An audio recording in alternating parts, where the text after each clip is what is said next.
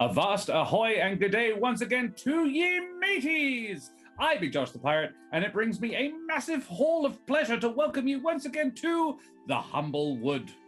Above me, I have me hearty crew, the offbeat Rachel Foucar, the opulent Mitch Earnshaw, the optimistic Dan Suelto, and the outspoken AJ Winters. And behind the scenes today, we have the omniscient Serum76. We must also shout out to our outstanding artist, Bripai, whose artwork you can see on the screen right meow, and the Deck of Many, who are the minds behind this particular setting. And we also have some ostentatious news. I liked having fun with the adjectives today.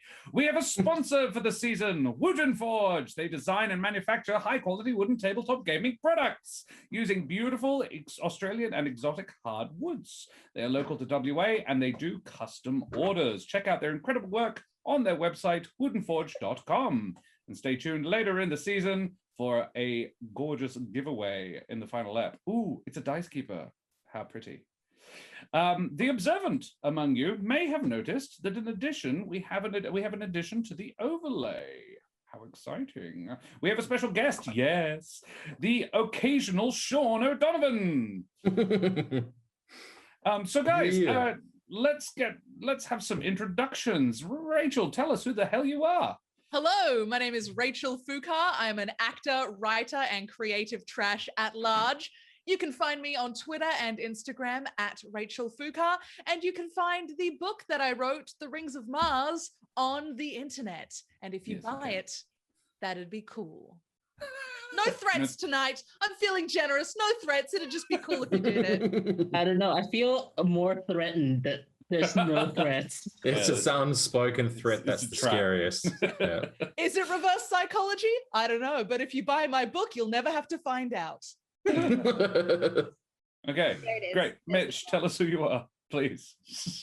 How you going, everybody? I am Mitch Earnshaw. You can find me on the Twitter at Mitch_Earnshaw. This is the only place you'll find me on Twitch, here every Monday, where I play Nevermore, and I'm excited for this evening.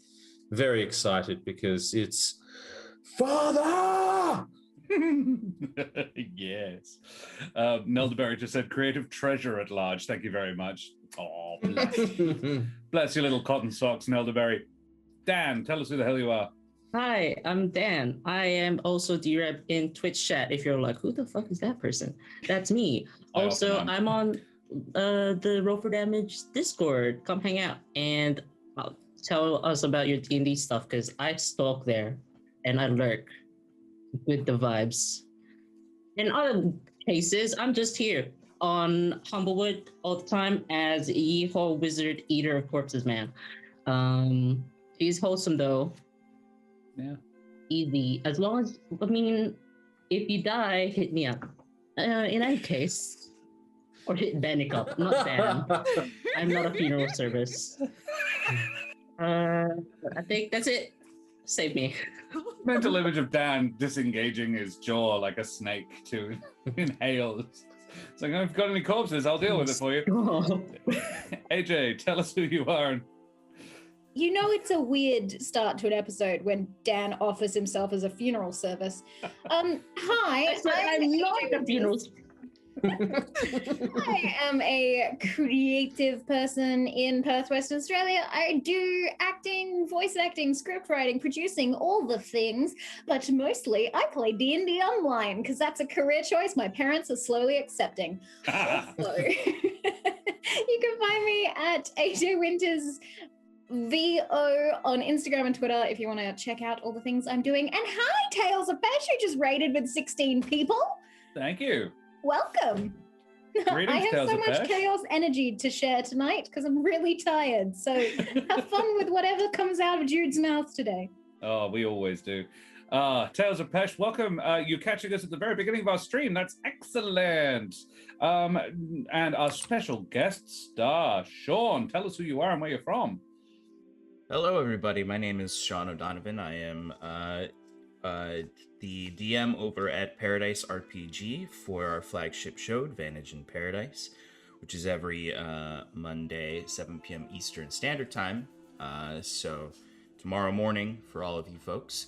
I also play in the Roll for Damage, or Scales Above on Roll for Damage campaign. I'm also very tired, as it is 7:30 or 8 a.m. now over here, and I play Auric over there, resident bad dad and time wizard. I do all sorts of creative things and not creative things all the time in my D&D space over at Paradise RPG. We just finished up a 4-day Jasper's Game Day weekend on our channel where we raised $6,000 for Jasper's Game Day, or a little over 6,000, plus the auction donations. The auction is still open until tomorrow morning for you folks. And there are several cool rewards there, so that's something that folks can still contribute to, but I'm also very tired from that as well, because I was doing a lot of teching for that, pretty much 90% of it. So I am excited to not have any responsibilities except to play today, and excited to be here with all of you. Well, thank you so much for coming and playing with us, Sean. It's really exciting. And I am Josh the Pirate. I am, similar to Rachel, just creative trash at large, generally speaking. I am local to Perth, WA. I'm a professional actor and creative Muppet. I have a puppet show that I do at Fringe called Pupperotica, where I make silly voices and talk about sex with my wife. It's fun. As in, my wife and I, we talk about sex with puppets, not with each other. And then, this is going well. And if you enjoy my voice, but not so much my face, which, fair, then you can go and listen to the podcast I'm in, There Be Dragons. We have merch now. And I'm the infamous and deadly pirate Scan Felspar there. Und his little dragon, Crush. Cool, great. We made it through that. Okay. I must also remind our delicious, nutritious, and just downright yummy audience to please like, follow, and subscribe. All the things. We have all the socials, and you can catch up on the episodes you missed on YouTube. It's also noteworthy to note we have a Spellfire bar down the bottom of the screen for those of you who haven't come to Roll for Damage before. All the bits, tips, donations, and subs go to fill that bar up, and at the end of it, bad things can happen, or good things can happen. It's very much a roll of the dice. 50-50, could go either way. The first time it happened on this particular campaign, Helvig turned all shiny and nice and almost immune to damage. The second time, Nevermore got kind of stupid. So, it balances out. Okay, so I need someone to take a stop and just look off into the void for a few minutes. And I think the most tired among you is probably Benneck, in-game at least. Yeah, in spirit. Yeah, Benneck, do you want to gaze off into the void and tell us what happened last time? We were all gazing into the void. So I walked down the fucking stairs. How the fuck did we all get here? But I think Nevermore confronted the Dean in a perfectly justified and perfectly constructive menagerie of criticisms. And I bet Dean Winsworth himself redirected it and deflected it nimbly, talking about how it's a very targeted nuisance just to the defenders of Holderheart themselves in particular, and doesn't really affect anyone else, nor he wants to drag more students in danger. Something about the list of suspects being narrow because none of the students can do it, but it's still like a lot of people, Mr. Winsworth, sir. A+ already. Continue.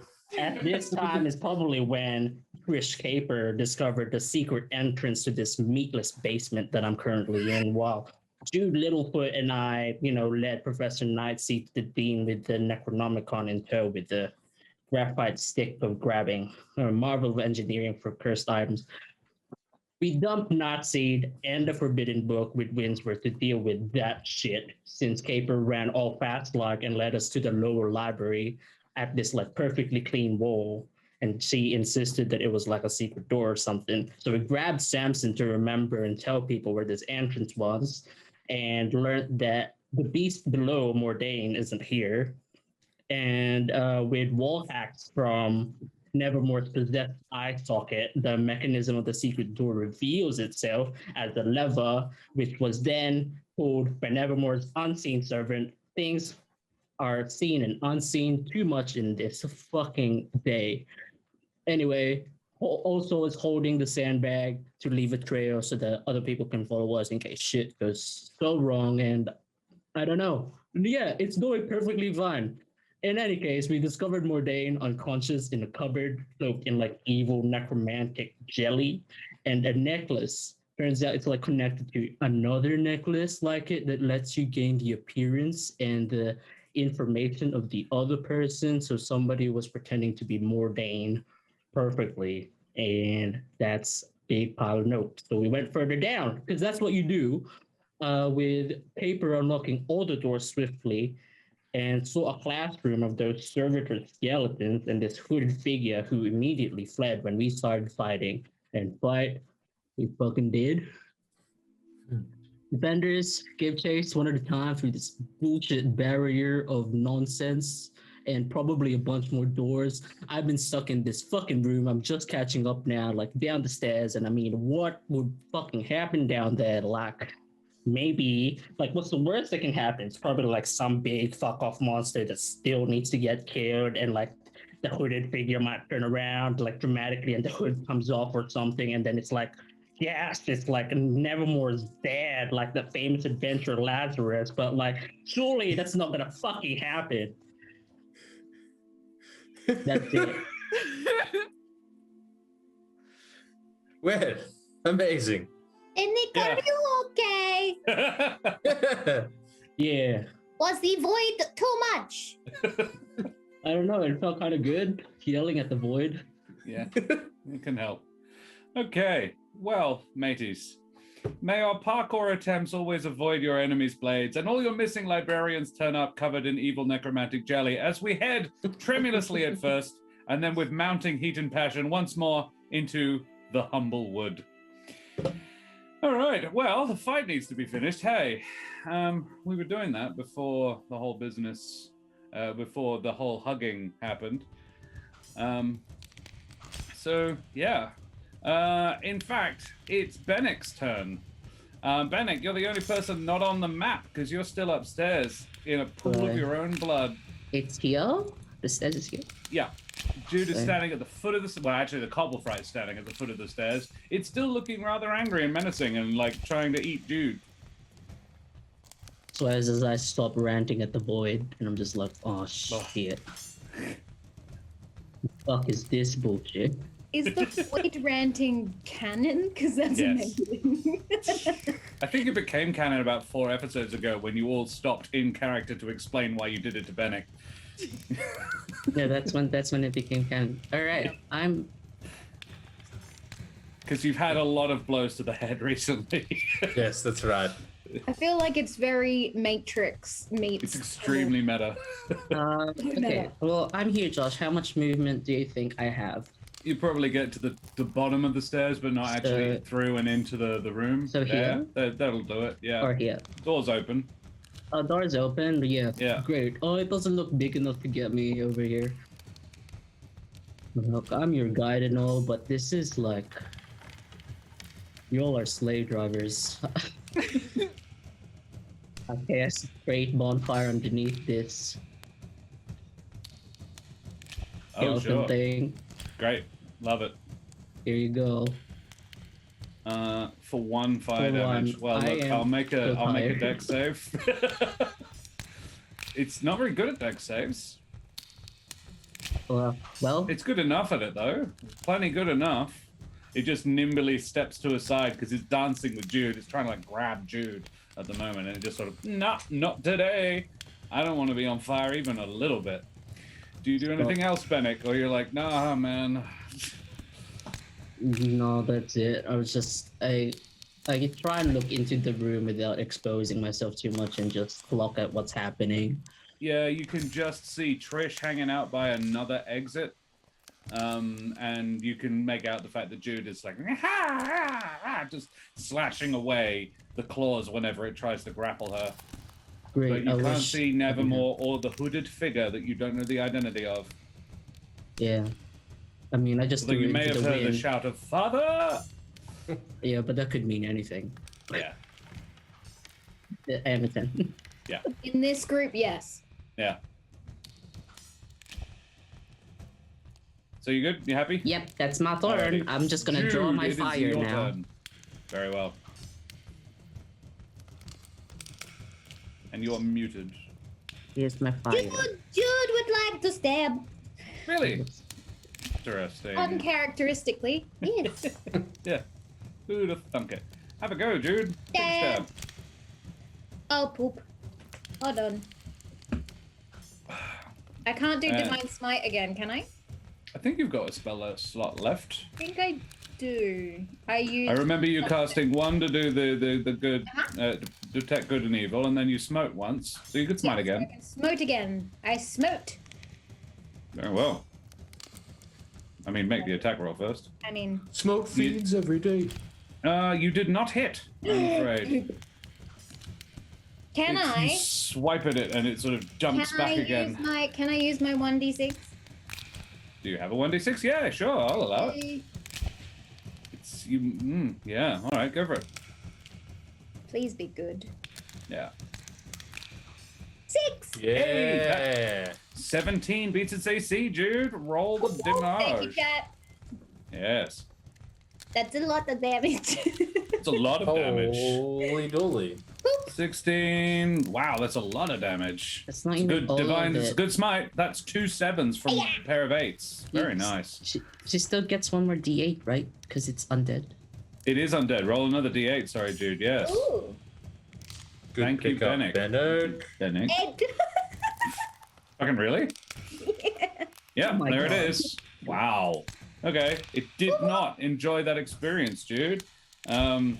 Weirdly enough. Good job. Yeah, you actually. Privates. You do that. Can you describe exactly what effect this has? Like, what manner of... It's a glowing blade striking a composite skeletal creature in its, I'll be honest, not particularly fleshy private parts. It does not have flesh, but Jude imagines that the holy light of Gispard bears down on the bones of the creature around its thighs up to its neck. Sure. You sort of, the bones are all sort of scorched and withered a little bit. There's a sort of a poof of light, and it sort of echoes around its rib cage, and yeah, all the bones on the inside look like they've been burnt. Yeah, there you go. All right, Jude that's pulls weird. the It's not sword- dead. Jude pulls the sword away and repeats the sound. Woof. And the creature looks at you like unsure for the first time. It's like, hang on a minute. I'm not sure, actually. I don't like this anymore. Jude, can you make me a religion check? Ooh, I have low intelligence. Yep. But I will do it. I will roll religion. 11? That's enough. Jude, the creature steps back from you, and you can see it's uncertain for the first time, and it seems to, its 4 eyes focus inward on itself, and that glowing light that you created fades, and the damage to its bones fixes itself, sort of repairs. It doesn't grow any new bones because it's lost a few from the damage it's taken, but you can sense that necromantic aura that you sensed on your brother. It's feeding off it and healing itself through that connection. Uh-oh. I thought for a second Jude converted the bone creature, and now I'm mad. Yeah, no, you had hope. No, sorry. Trish, it's your turn. All right. I'm gonna move just here, and I'm gonna chug a potion because I'm not feeling great. I think that thing cracked a rib when it had me grappled. Fair. I always forget. What is it? 2d4? Yeah, 2d4 plus 2. Hell yeah. Okay, the heal 6. 6 points of damage. That doesn't sound too bad. Yeah, look. You gonna do anything else? You've moved a little bit. You've drunk a potion. You have a bonus action. Is there anything bonus action you want to do?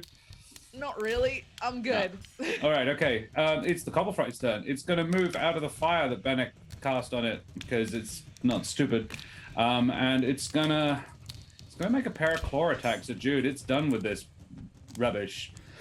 Go ahead and try. No, it's gonna grab you, Jude. It's gonna grab you. Oh, 9, not so much. Not so much. Parkour. But, yeah, the claw works, though. Fine. Jude, you take 11 slashing damage. Ow! That's a good look. Mitch, like that. Yeah, it's pretty horrible, actually. I am quite low on health. Who isn't? Nevermore. It's Lazarus's turn. Lazarus, you are being embraced by your son. Oh yeah, by the way, chat. Sean's here to play Lazarus. I don't know if we actually specified that.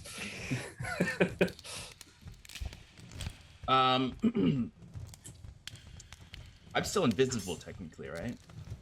You haven't taken any actions, so yeah, but Nevermore can see you through his demon god eye thing. So I imagine Lazarus, upon being embraced by his son, knowing you can see him, he's taken aback by this. And I imagine Nevermore, you would just feel, I mean, you can see him, but you could just feel one hand kind of tap the back of your back and stay there for a few moments. And then he would step away from you.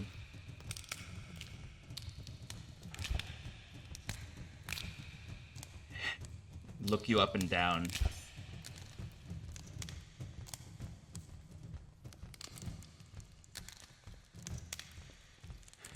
Rule number 1. Don't split the party.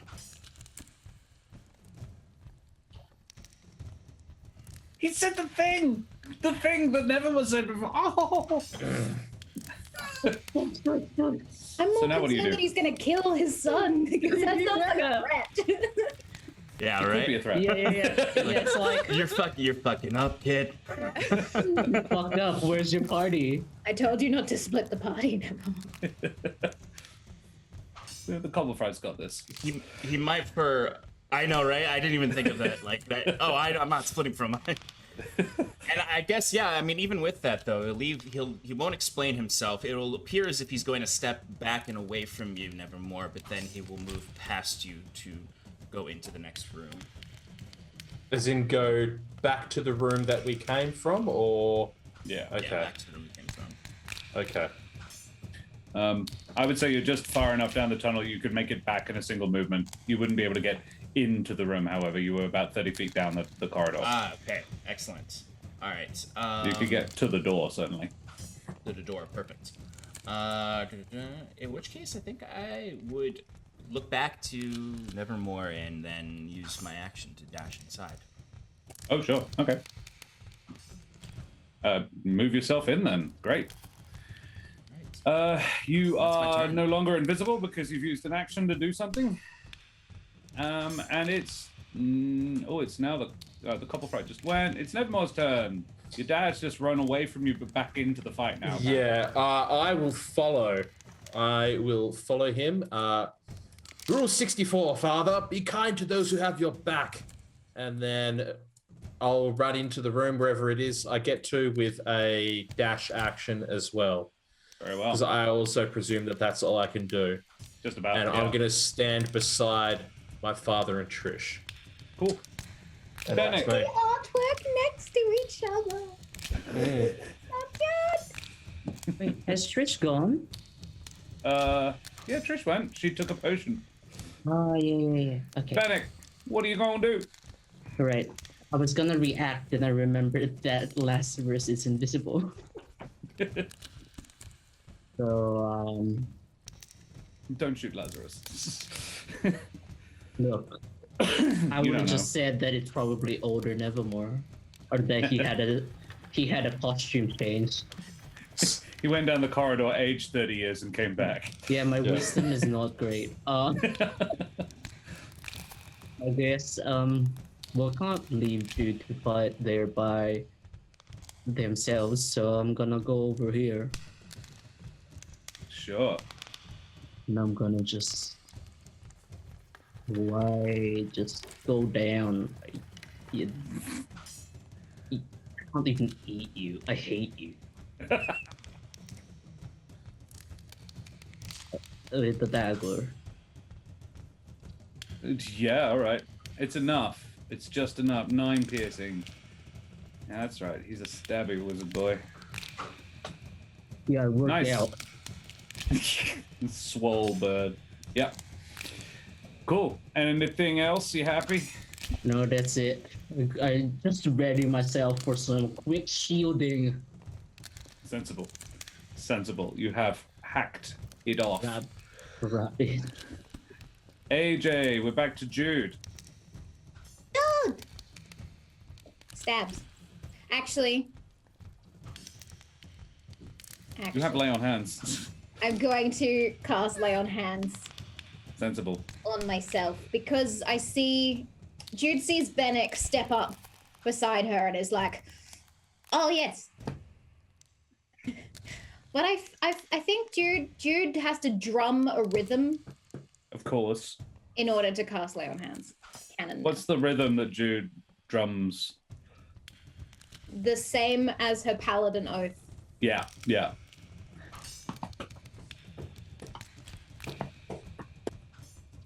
Yeah. I wanna be. The very best. Yeah. So how much do you heal? I'm gonna heal myself Full 15. 19? 15? Because I have 20, so I've Yeah. got 5 left. Cool. You do that as your action. Great. Trish. All right. First thing Unless I'm gonna Jude wants to run away from it, but I doubt it. No, cool. All right. Jude's Trish, not how the do you run stab away it? type. Okay, well, I'm not gonna stab it. I'm going you're to not? use my bonus action to aim real good, and I'm gonna shoot it with my bow. All right. You aim real good and shoot it with your bow. Oh, I needed that. I needed that good aim. So it gives you advantage on the shot? Yes. Yeah. All right. Sneak attack because it is in melee with other people's. Hell yeah. Oh. That's crit fail on your sneak, sadly. Oh. That's rough. Well, it's not quite minimum damage. One but and it's, two, yeah. yeah, it's not great. I was really expecting that to kill it. Not. Damn. But then what I'm gonna do is I'm gonna turn to Nevermore and say, "Oh, good, you captured him. Good job." Hey. Don't say yeah. anything. No, because it's not your turn. Couple fright. Exactly. The couple fright is going to grapple Jude or attempt to. Again, I haven't been having a lot of luck with the grab. 26. There you go. That'll do it. That'll do it.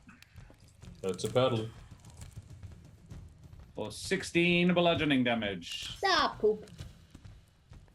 I think Jude has 17 hit points. And then the one. One. Oh, so close. But you are grappled now, Jude. The Culpal Fright roars in sort of triumph. And Jude, you can feel the necromantic aura that was on your brother is now being switched to you. No. Does that mean my brother is dead?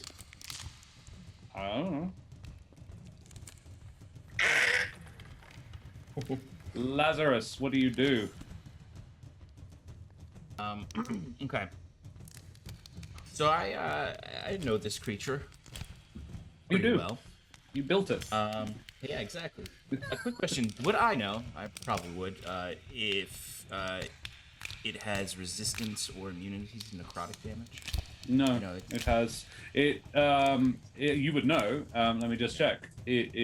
My answer was no. I don't think it does have resistance or immunity to necrotic. No, its damage immunities, Lazarus. You know, it's immune to poison damage, and it's immune to being charmed, poisoned, or exhausted. Its saving throws are in con and wisdom. Con and wisdom. Good to know. All right. Oops, that's not me. That's my Ooh. son. I tried to select my son's token. All right, I'll move up to the creature.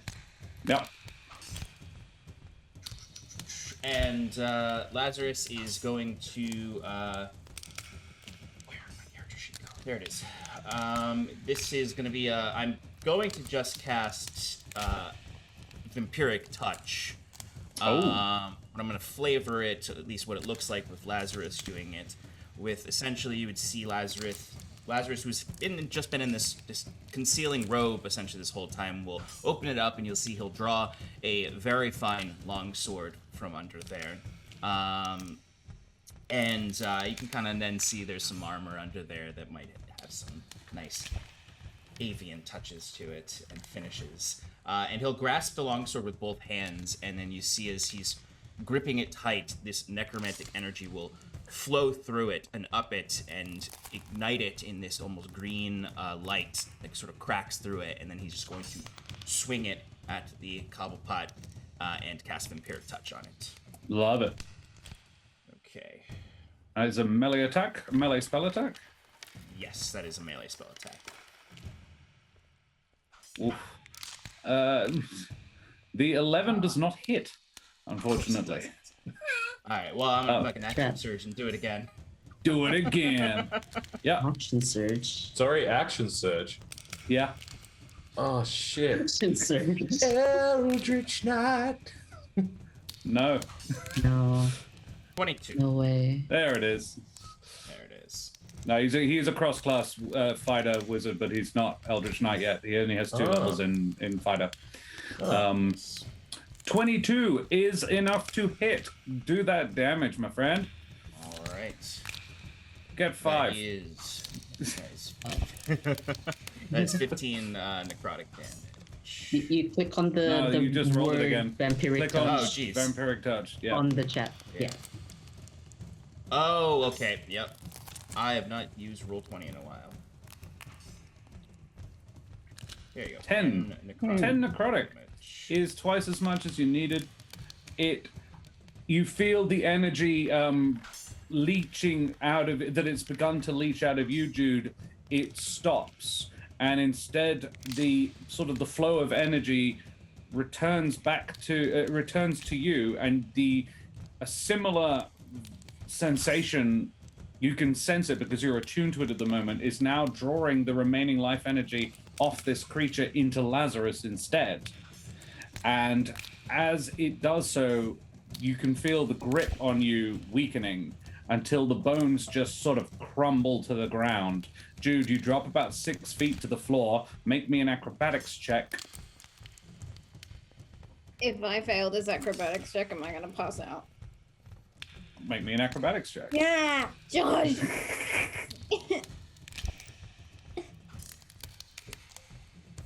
Can do it, Jude. 10. Jude, you land on your feet. You now have proficiency in acrobatics. Yay! As the bones shatter and clatter around you, you stand up with a single hit point left and make eye contact with a fully healthy Lazarus, who is just presumably sheathing his blade. But you don't know whether or not the fight's over yet. It's Lazarus. It's Lazarus. It's still your turn, unless you're done, in which case it's Nevermore's.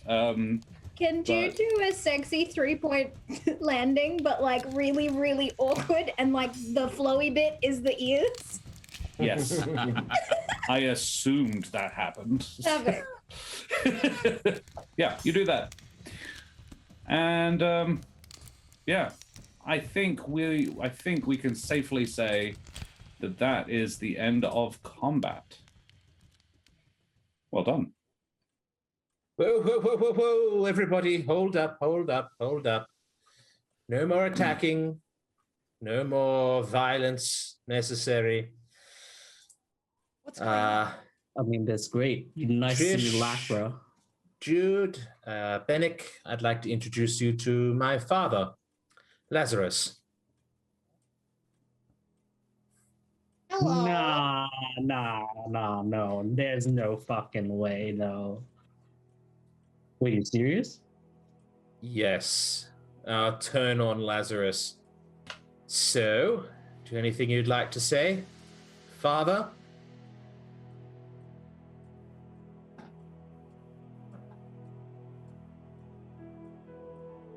I told you to leave it alone.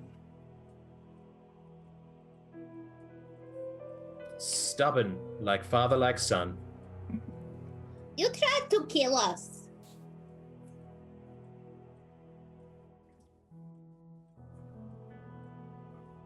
That's like worse than my dad. A couple times, actually. Really. And you kidnapped Mordain? And you've been terrorizing the students? And sucking the life from my brother. Wait. No, Lazarus is cool. He's like a great adventurer. Yes, that's what I thought as well. Father?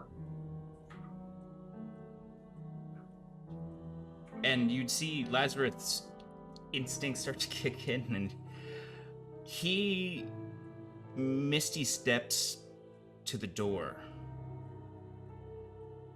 but pauses there, as if he started to think of running again.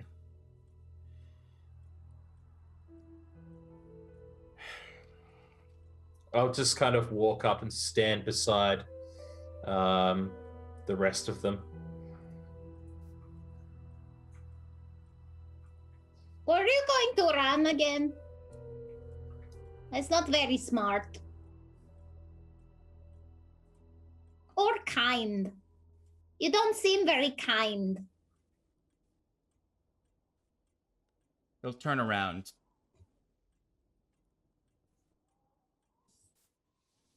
No, I've not been very kind.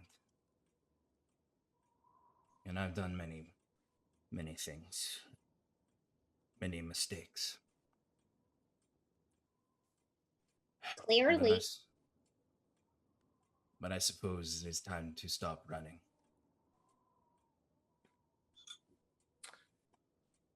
That would be nice.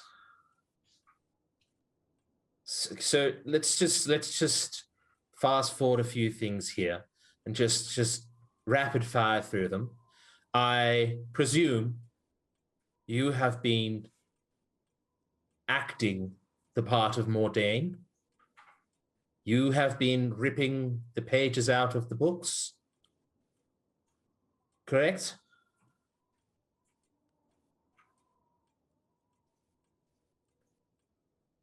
Yes. You sold my boats.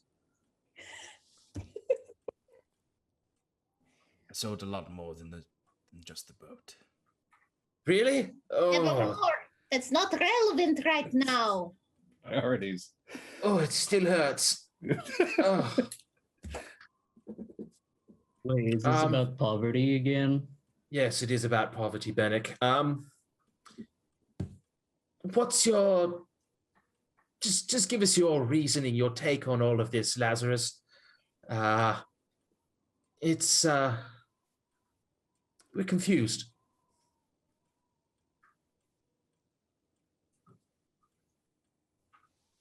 All right to be confused.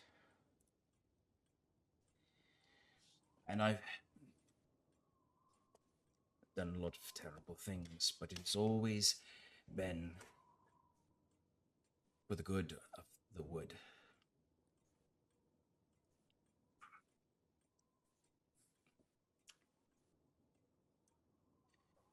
Why would you turn away help? We were trying to help.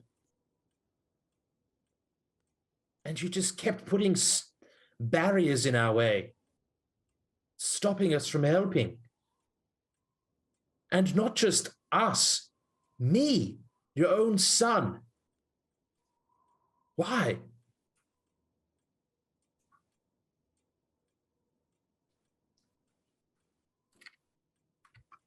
When you have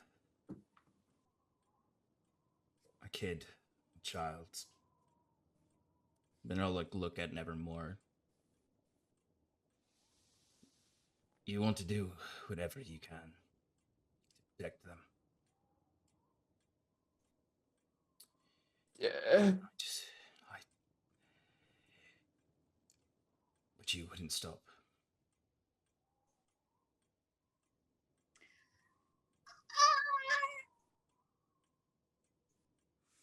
Insight check. I don't believe you. Sure. Make an insight check, Jude. I'm pretty sure I know the answer to this, so I'm not going to ask Sean whether or not he's lying or not. Also a 10. Jude, Sean, are you lying? No. He's dead set serious. That is dumb. That is like my father. Always saying that Jude could not fight because Jude was weakling and Jude was not good with combat. And Jude falls on feet because feet are bigger than Jude. Can you see why I am the way that I am now, Trish, Jude? Can you see why I was so fucked up when you two found me? No, I wasn't this fucked up, was I? you're not fucked up. No, you were never this fucked up. I You just were never slowly back necromancy away. fucked up. Look, you've explained why you were sabotaging us, and though I don't agree with it, you've explained it. But what about the rest? What about everything else you've done? Tell me why I shouldn't arrest you, and I'm Nevermore's dad is not going to cut it.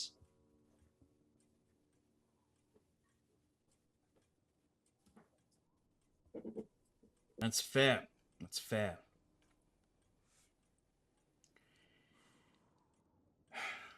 It's, like most things, complicated. And it's not just going to be a simple answer here of, I'm Lazarus. I thought what I was doing was right. I still think much of it was misguided, but see, look,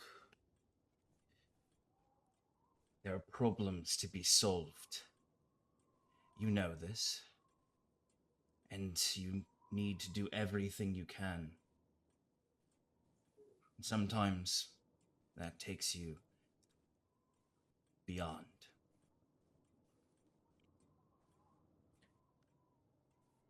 Why does it have to be just you?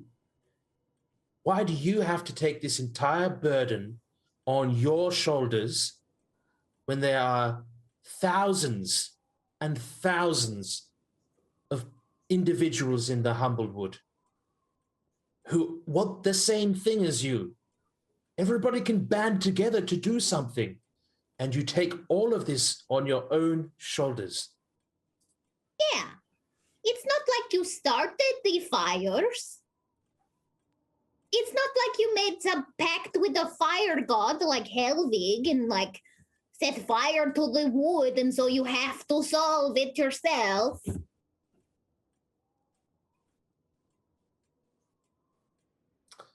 God damn it. Wait, did you? Wait. Inside check. Yeah. What's his reaction? What's his reaction when Jude says that? Yeah. Let's see these insight checks. Benneck roll is 60. Oh, I can't Nevermore is not a good shook. vibe on his shook. dad, but Benneck is quite keen on, like, he's got a good eye for this. I'm going to say, Jude, when Jude said, it's not like you started this, there is a twitch in one of his eyes. Is that about right, Sean? Yeah, I'd say that's about right. What? You son of a bitch. What? Oh, You did start this, didn't you? It's more complicated than that. I am It's a long such a good story. detective. You actually are. Well done, Jude. Okay, so that's why you're doing this all by yourself, because you feel guilty for the fact that you, released it again, or? Irresponsible. He feels irresponsible. He feels responsible. Oh. Close. Good job. Yes, well, yes. It started as arrogance. You're not wrong about that. There is an old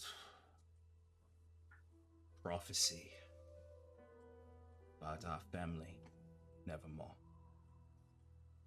that Ebonheart, of course, would be the one to finally heal the wood from the great calamity that birthed the scorched grove. Of course, I believed it was me.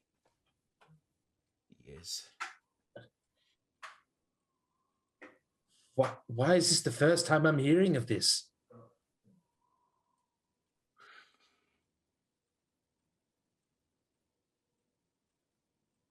Maybe a little bit of arrogance as well. And Again, seems to run in the family. Again, I wanted to protect you. I'd rather it be me than you. Great dangers that come with chosen one prophecies.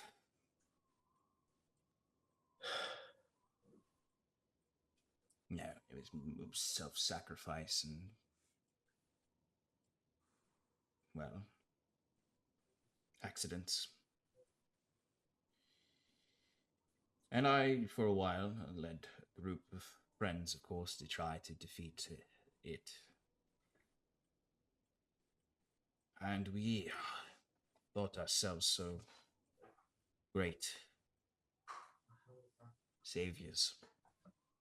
But it all led to the ashes. A place in the ashes.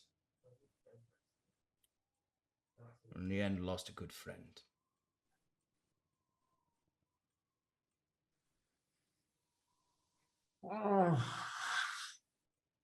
Hold on, is everyone seriously like fine with this? Well, fine, not really, but one thing I can say about my father is that he's an incredibly driven man.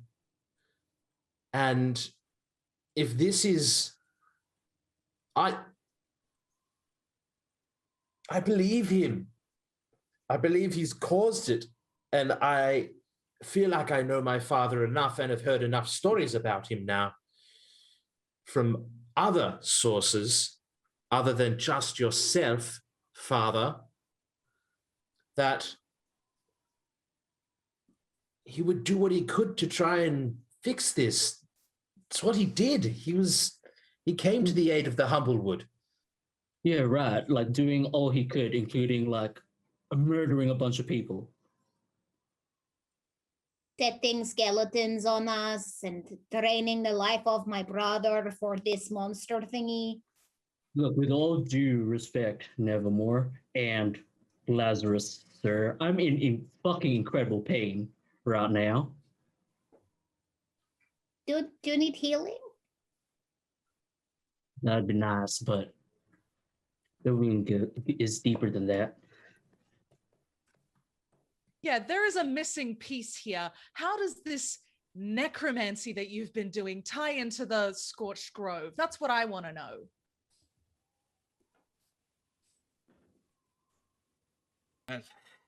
After I failed the second time, when the flare-ups began and the fires spread, I delved into research. And I believed necromancy, the power to siphon energies, as you say, I have done, would be used to siphon the energies of the aspect in the Scorched Grove. If I could learn to harness it, I could fix my mistakes. Trish and Benneck, can you roll perception check, please? Yeah, I'm gonna do that. Harnessing it sounds bad. Benneck, there is somebody coming from upstairs. In fact, you can make out Rusty's voice. Oh, fuck. Rusty's coming. Did I just like go up there? It seems like a private moment, not gonna lie, but sometimes people say I'm like, I don't read the room well. I sympathize with Lazarus, but he should go to jail for like a little bit, right? Yeah. For sure. Like repent. Like it's taking literally everything I have right now, not to just like grab this dagger and stab you with it, but that's okay. Wait. There's more information that I can provide you. There's another way. I have failed, but You can now all hear footsteps coming down the stairs. You can hear It's not Nevermore. opening You. that he's at. It's okay, Rusty. Come down. And then I'm going to walk across the room and I'm going to stand beside my father. As Rusty comes through the door. Is everything all right? Oh, good, that's a lot of bones. What's going on? Oh. Lazarus, what are you doing here? Question. Oh, no. Oh. Yes, This is Rusty. gonna get mighty awkward. I pick don't- a corner in the room and I stick to it. Benneck, are you all right? You don't look great, mate. Do you want to go up to the nurse? No, I've got this if you need to go. I look over at the rest of the party. I'm supposed to be their guide, so I think we'll all be coming and following you up not very long, mate. I hand him a healing potion. no, I kind of push it back. You should save this. This is 25 or like more than that gold's worth. For emergencies. I don't think I'm in an emergency. No. I no, think. Benneck, you should go up there, mate. Yeah, Are I'm you gonna sure? go do that. I think, well, why don't we all go? Hey, let's all go and let's go and have a talk to the dean. How do you think? Now, And Lazarus? I'll just grab your forearm gently and squeeze it slightly. I'm not going to lose you again, Father. Might they arrest me? And shake my head slightly. I'm not going to any jail or prison. There's still work to be done. I know. And I know that you know much. Right. We'll work this out. We'll work this out, Father. We'll work this out. If I have to. I know. Can I take one moment before we leave, Rusty? And I'll turn to you, Lazarus, and then I will gesture over at Trish and Jude, and I will say, these two here are my family, and I know you've met them before in the guise of someone else, but this is Trish, and this is Jude, and I want you to meet them as Lazarus, because they mean a lot to me. They're both bleeding really badly. And we should probably patch them up. Yeah, let's yeah. Why don't we all go? No one's under arrest just yet, though I have a couple of questions, and I'm sure the dean will as well. Rather not have to match wits with you, Lazarus, Lazarus, you know that Rusty is at least your match as a wizard. He says, come on then, let's go talk to the dean, yeah? Should we do something about the cupboard? Oh, on the yeah, I way? found Mordain. Lazarus. I hesitate to ask, mate, but do you have anything to do with that nasty jelly? I think you know the answer. Well, all right. Well, on our way out, then perhaps you can make it stop.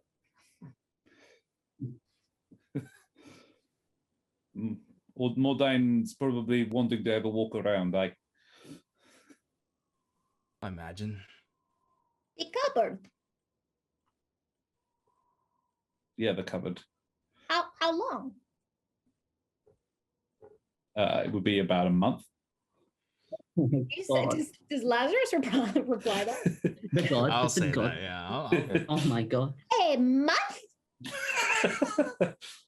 It's He's going been- to be a really sore walk. You should stretch. Why don't you leave him a muffin? Yes, lots of muffins and like vitamins. Research So- takes a long time.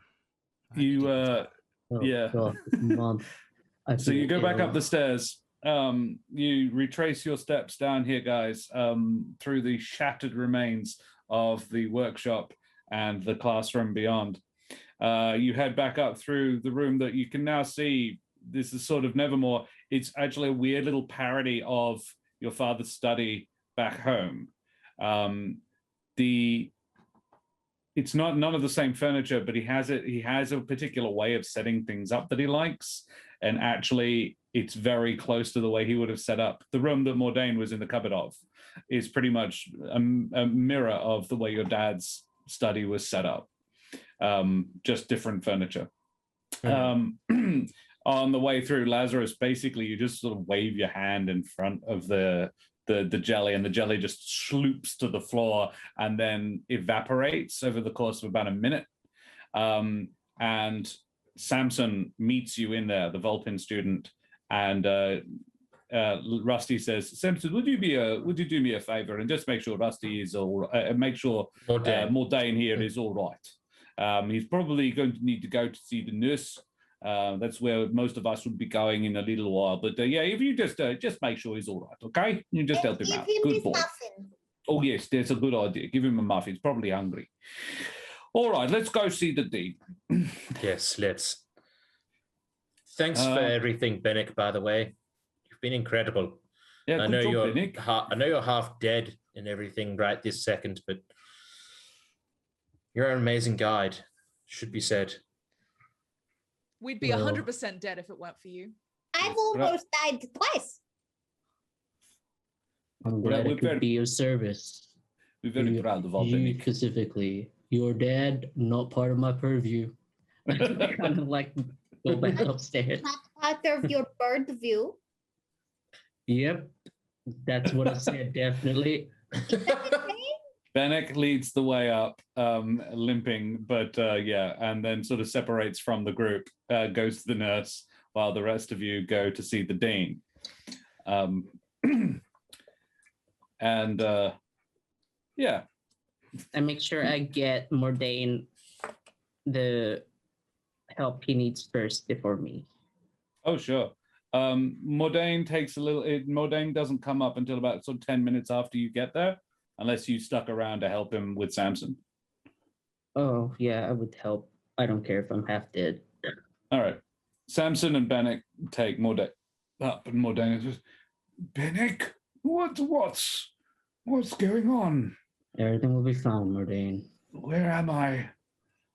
Well, the last I remember was just it was an ooze leaping at my face." Yeah, you got a case of necromantic jelly. Ugh, Bad case of it. again. Yeah. So yeah, you guys go to the nurse. The rest of you go to the dean. And Rusty knocks on the dean's door and says, "Professor Rinsworth, are you in there?" Yes, come in. Hello. How did it go, Rusty? And you all head in. The dean, a tiny luma, is sitting behind his desk. There are tottering piles of books and papers all around his room.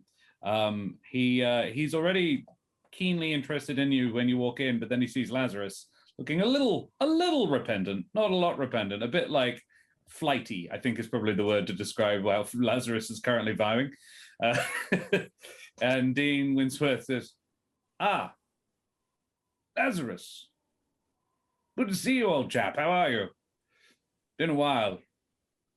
Laz, you went to school with this guy at the Avium." Yeah. How are you? I think I've been better, Ringsworth. He's the bad guy. Ah. Well, wouldn't agree with that terminology, but Yes. This puts me in something of a bind. I had a conversation with your son just this morning, actually, on the subject of not doing my job as brilliantly as I possibly could. And whilst I would possibly not have gone as far as he would in his assessments, he did have a point a little bit. He made some valid comments about, the occurrences at the Avium are incredibly dangerous. He did remind me, and I hadn't actually forgotten, but he did remind me that 2 students have died of late. For reasons that I assume you have something to do with. I wouldn't mind an explanation, old chap. What was with the shadows?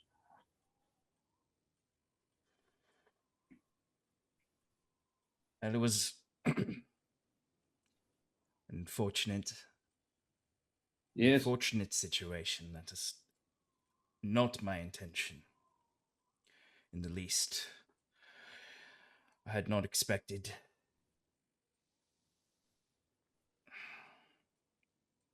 any of that to go the way it did. And I had full intentions of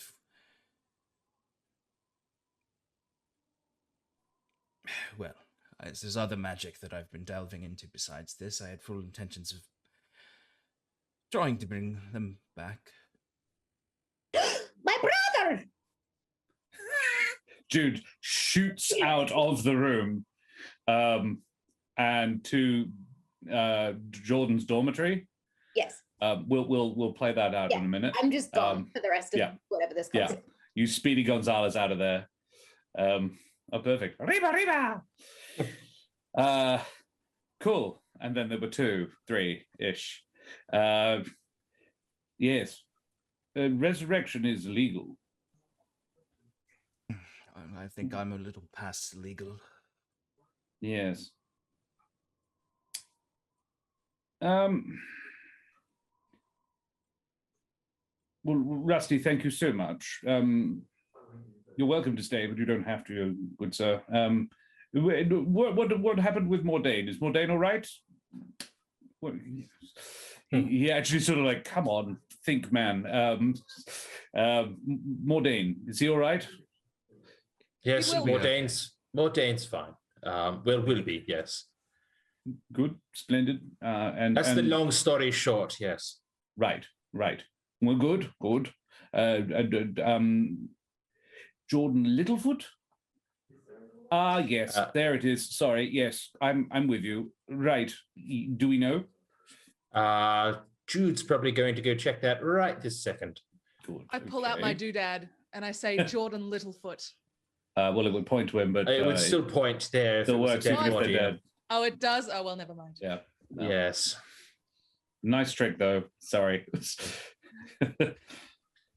Look, my father, if I may interject, again, apologies for being such an asshole earlier.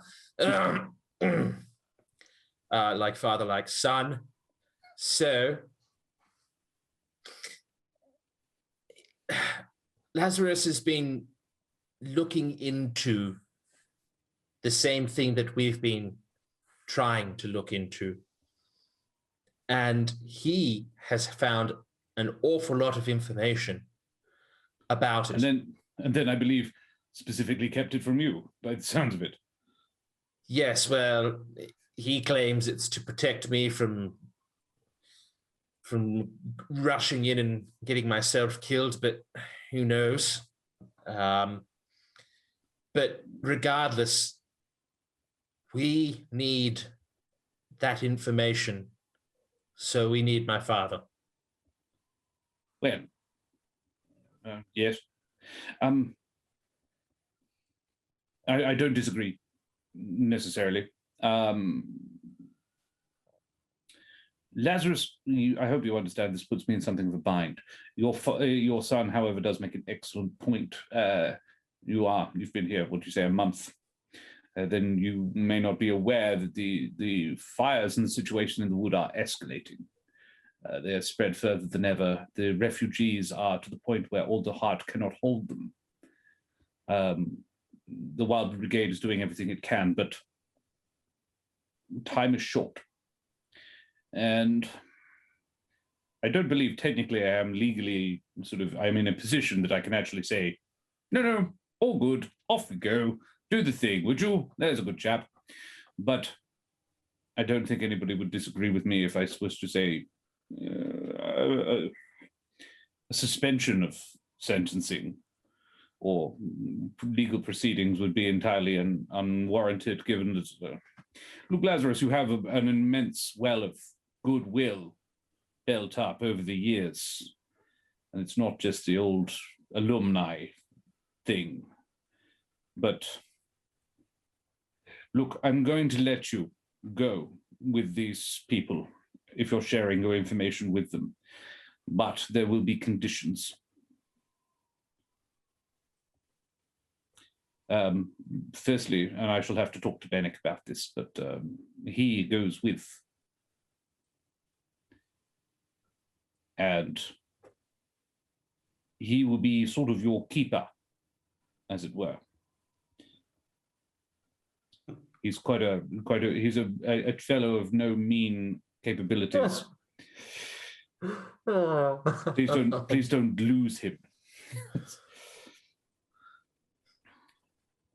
I suppose. And while you're here on the grounds, you will be accompanied, not under arrest, but certainly supervised by a pair of the perched guard.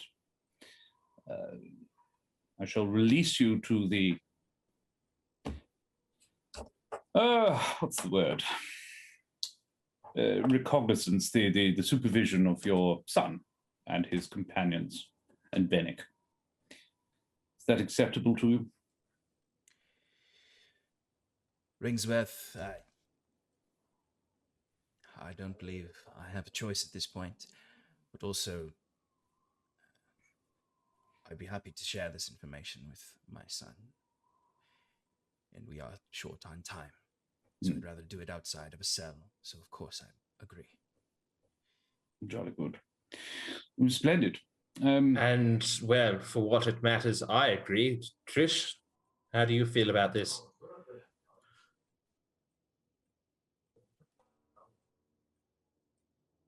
I just want to get this done. I just want to fix the Scorched Grove. If this is what we have to do, then this is what we have to do. I apologize. I should have asked. It was wrong with me. I assumed, and I shouldn't have. Thank you for going with it. I appreciate it intensely. I shall ask Master Littlefoot, Mistress Littlefoot. I'm lost on that one. Are we going with potato sack? Potato sack, whatever. Just right. You know, we know. Everybody knows. We do. We all do. I don't understand. Right. Okay. That's splendid. Well, then I shall have a fifth bed made up in your quarters. But I imagine you should be wanting to head off in the morning, perhaps. I don't think we'll be here for too much longer at the Avium. Right. I think we need Lazarus, to. Yes. May I, if I send a group down to recover any materials you might need, or do you want to do it yourselves? We did it ourselves. Well, all right then. I have no issue with that if you're all prepared to. Splendid. Yes. All right. Well, thank you, Russell, Salvus. You may go. I trust Lazarus here to a degree. And we'll cut to Jude, speedy boots, running through the avium, knocking over much larger students. you get to Jordan's room. You knock on the door, or you don't knock on the door, let's be honest. You knock through the door. There is a Jude-shaped hole appears in this wooden door, and Jordan is in bed, asleep. Well, he wakes up as you crash into his room. Jude? Oh, hey. Are you all right? Are you all? Yeah. I feel a lot better. Oh, good. I thought you were dead. No, I feel... You know when you've just had a fever? Yes. And then you feel the day after it breaks, you feel a little achy, but like achy because you know you're not achy, but you know you're not going to feel sick anymore, like that. Yes. You and I had a lot of fevers as children. That makes sense. Yeah. But that, I feel that. I fought the big monster, and then I felt the energy go away from you, so I thought that you were like dead or something, but I'm really glad you're not. Oh. And then he puts his hand to his stomach and pulls aside his bedrobe. He doesn't like reveal himself to you or anything, but yeah, he pulls he pulls across, and the fur of his stomach has like withered. In the same place where you struck the bird skeleton creature thing. Oh. And he goes, "Oh, that's weird."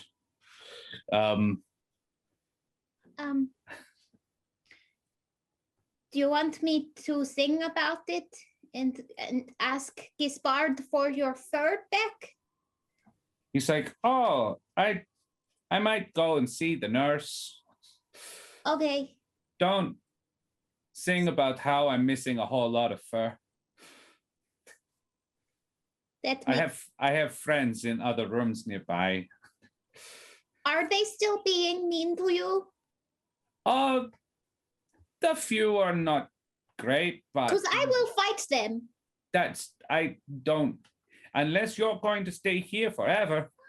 Don't think that's Jude, I know I'm not as tough as you, but I can actually look after myself a bit. I know. But I appreciate it. I like the offer. When I thought that you were dead and that I had done it, I felt bad that I didn't hug you. Do you think you did this? Yes. I made your tummy bold. Yeah. And he like brushes it off, and it like if after you've burned hair, you know, like after you've like, I don't know if you've ever set fire to your arm hair. I know I have. As in I have. But it goes sort of crispy, and then you can just brush it and the ash and everything just falls off. He does sort of that, and it was sort of crinkled, and it just sort of snaps off like burnt twigs. And he goes, "Yeah, that's not good. But I feel better though." Oh, good. How about instead of me beating up your so-called friends? No, I don't. The ones that aren't nice to me aren't my friends, but the ones who are my friends. That's the way that works. Oh, okay. I don't know. I've only had friends and family that beat me up. It's one or the other. So, yeah, family is a gray area. Yes. You could have dinner with me tonight and maybe earn some cool points. I don't know what that is, but Nevermore talks about cool points sometimes. I like that idea. Yeah? Okay. Cool. Thank you. So yeah, he heads up to the nurse. And you could go with him, or you could go back to the dean's office. I'll see you at dinner. Okay? Okay. See you, Jude. Bye, Jordan. He says, "Hey, you know how I might die before dinner?" What? And he sort of holds his arms out like, Oh, yeah, right. Me too. I might also die before dinner. I have almost died 4 times. I'm really now that I'm not like worried about how how bald my tummy is. You don't look. I want to be nice here, but you don't look that good. I'm a little bloody, but Why don't we both go to the nurse? Okay. But first, you hug. He's like, wow, my second hug. That was better than the first one. The first one was a little bit rigid. Was I the first one also? Yeah. You need to hug more people. Hey, how many hugs have you had? 6. Wow. I know. That's like 3 times as many as me. What is times? Never mind. Okay. You go to the nurse. This could go for hours. Littlefoot headspace is hard to get out of. Hey, all right, yep. Benneck, you're at the nurse. Jude and Jordan rock up. Jude and her semi-naked brother show up. You're being healed. Mordain is slowly coming to his senses. Do you explain to him in anything like what happened at all? Not here. No. Okay. This seems like the public place. Everybody. Well, no, you're given a sort of a private cubicle because you brought him up. They're like, hey, you know what happened. In fact, Gorm is there, the cleric professor, and he's just like, what actually happened? Do you know? I would relay in hushed voices, especially what happened with Mordain, because that seems like it's important for recovery to have a good diagnosis. You relay the whole story, and then from behind the curtain that Mordain is sitting behind, he says, I'm a Strig, you know. I can hear everything you're saying. Honestly, I'm old, not deaf. Yeah, but like, you were in necromantic jelly, Mordain. You call me the beast. Do me the favor of letting me live up to it, would you?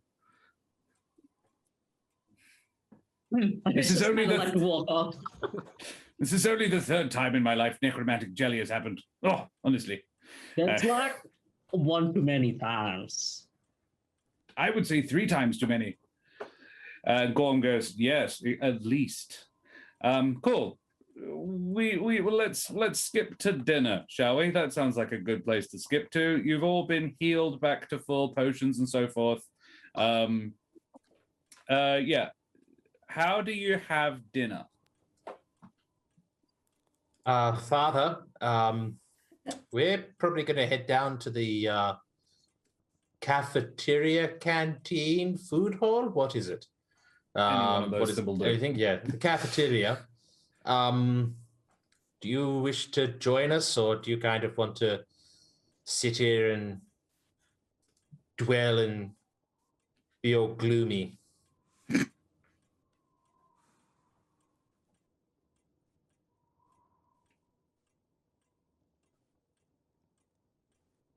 You're very quiet. Can't hear you at all. I was muted.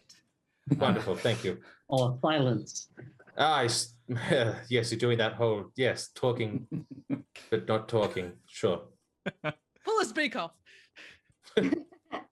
Suppose I'd rather have dinner with you than a few guards. Just 2 so guards you're are aware, quite unobtrusive. They keep a respectful distance, but they are a pair of burly-looking raptors in full armor. Oh, it's not great. It's not great vibes at all. Actually, I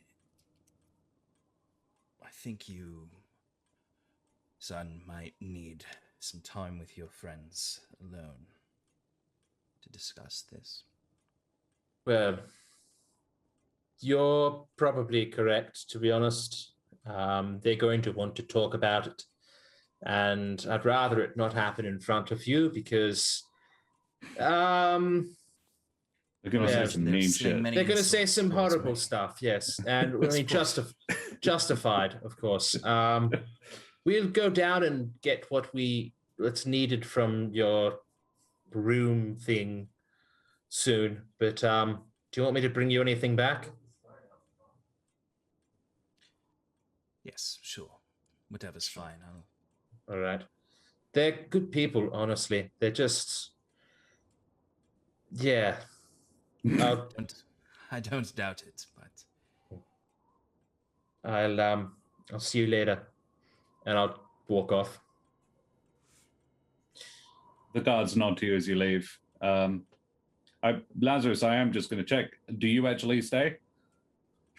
I think that Lazarus would spend a good while plotting, looking around, finding all of the exits, finding the best way, preparing spells, and is 150% planning to leave.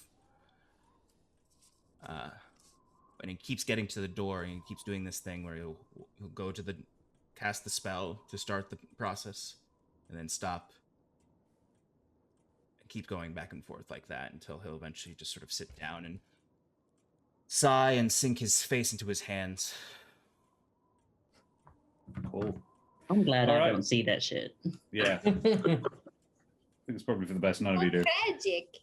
So yeah, you go to dinner, and Jude, you are there probably a little before everybody else, piling a platter of muffins. I don't have a muffin with which to, but it's very much the same. 2 tiny Joe beans just power eating muffins and mumbling at each other, sort of hardcore mumblecore. Mumble rap.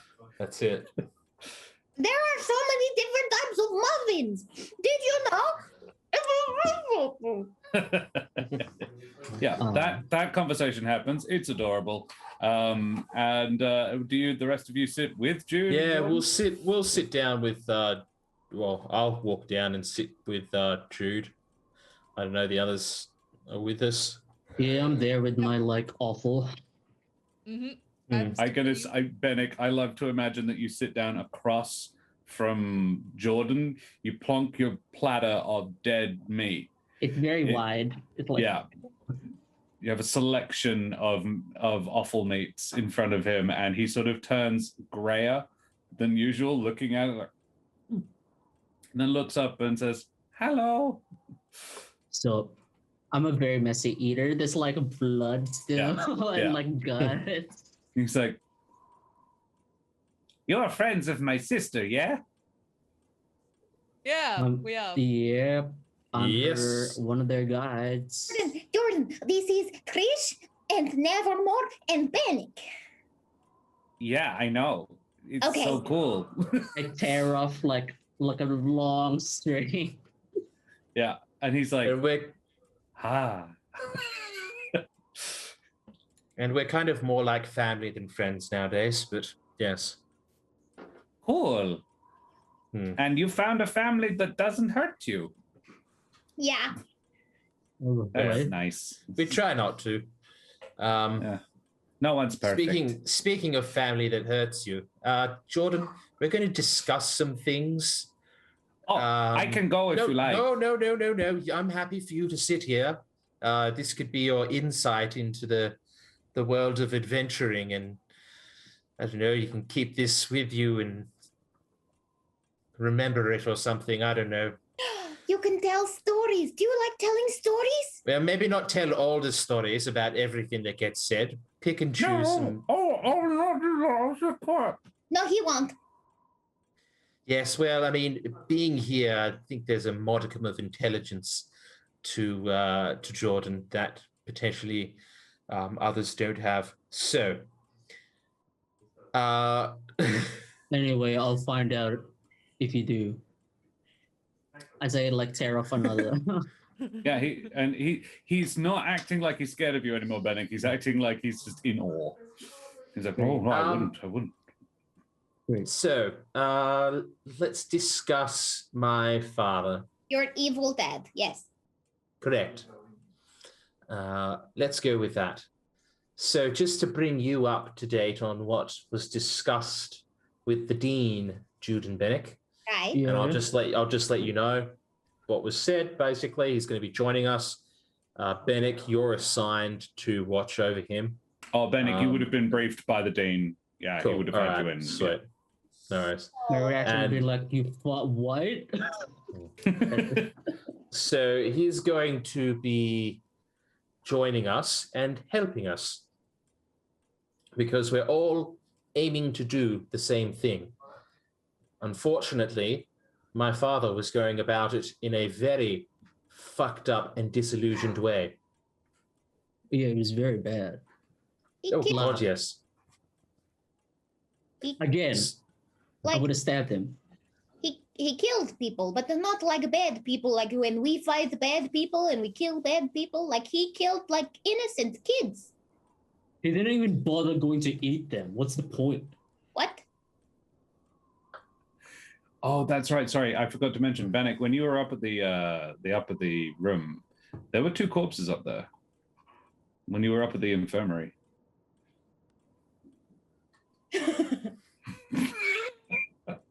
I need to have permission from Gorm first. Oh, you would have. You saw him there. Because they might have family and they might want them buried instead of eaten by me. Okay. Noted. Carry on. Sorry. So am I eating one of the corpses right now? No. Great, No, you're brilliant. having cafeteria offal.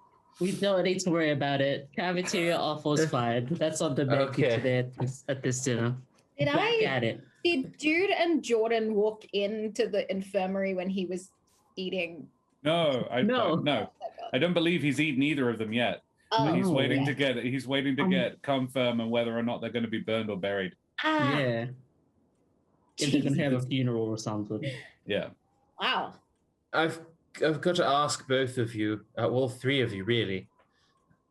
How do you feel about the fact that we need Lazarus? I hate And we it. need the information that he has. We don't need him. We need his information.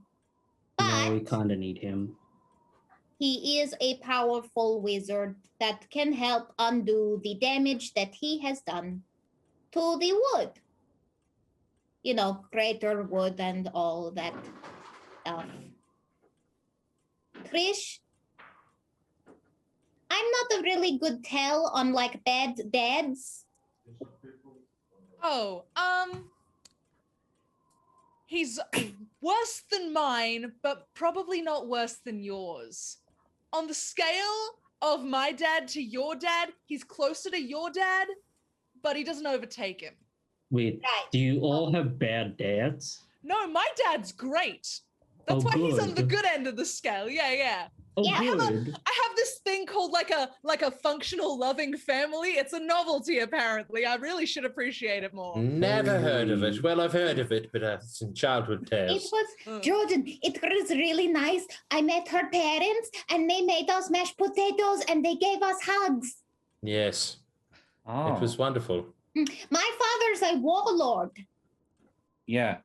And an asshole. Oh, Nice. That makes 2 of us. So, I'm glad I Yours don't isn't have a a family. warlord, though. how many cities has your dad burned down? Yeah. well, I mean, technically, if we're going to Oh, that's not a good sign. the scorched grove, He's like 3 towns tops. the scorched grove, and that whole situation is Oh, kind of Ooh. he's actually So- kind of up there with that then. Actually, Yeah, they Yeah. have a lot in common. My dad has killed a lot of neighboring towns in the name of glory and Gaspard, and lots of burning. There was Wait, like, well- what, 7 or 8 villages? I don't just a so quick aside. beside Jude, Jord is going. "Mm." like- Okay, so not in the name But of Jude Gaspar. doesn't necessarily see it. But Jordan's like, I don't think she fully understands. Like, I don't think What's Jude gets happening? why Dad did what he did. But yeah, What about you, Benneck? How many people have your father killed? I don't And have eaten. one. Oh, Oh. What do you I mean? don't know like- if that's well, better I mean, or worse. I mean, you have one. I mean, Right. yeah, clearly, because I'm here and all. But didn't really have dad per se. wait, why do you need a dad to be here? I'll explain it. That later. is an entirely different topic. Don't worry, We're not going to go into that. Family will deal. Oh my God. Thank you, Jordan. I very much appreciate that. Thank you. I have something that's close to like a family, but like we're not really related, I think. Family doesn't have to be related. That's true. Like us. That's We can cute. talk about families and shit on the road. Let's deal with the entire situation that is kind of important right this second. Not that your family's not important, Benneck. Oh yeah. We Like I said, I hate this whole situation. Is he good. Thank you. sleeping in our quarters? He will be joining us in our quarters. Yeah, Okay. and the dean said Hopefully they were he's like still gods there. and shit. That's strange. It's icky, but it means we can keep an eye on him.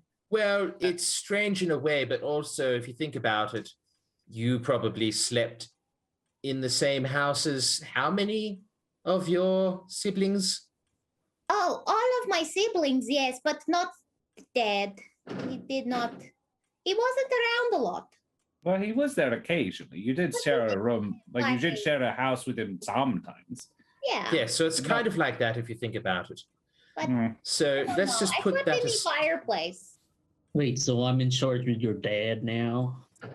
yes, Why and can't you be in charge with your dad? because my dad is more than likely not going to listen to me an awful lot because he's my father and he probably thinks he knows better than me. And So- Nevermore loves him. Well, yes, that too. And love is a weakness, right, Jordan? Dad said that. I'm beginning to suspect not. Oh. Ooh, I want to get Maybe into lots that, but to there's think more things. about. Jude, do you love Nevermore and Trish? And Benneck? I'm honestly just their guide. Okay. Do you love Nevermore and Trish? Don't worry about the question about Benneck.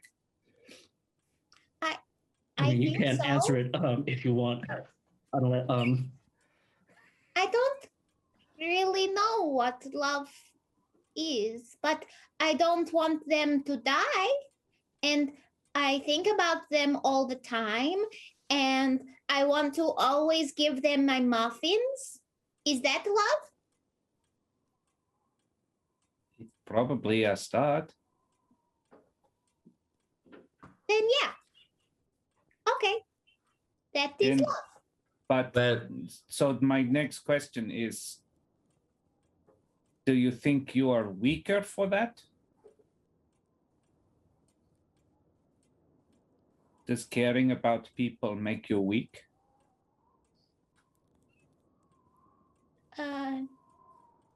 No.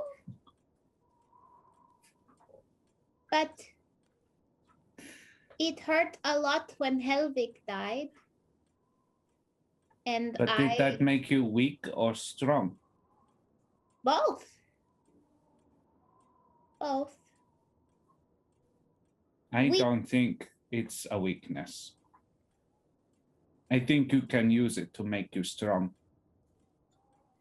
I think so too, but I need to work on what I feel.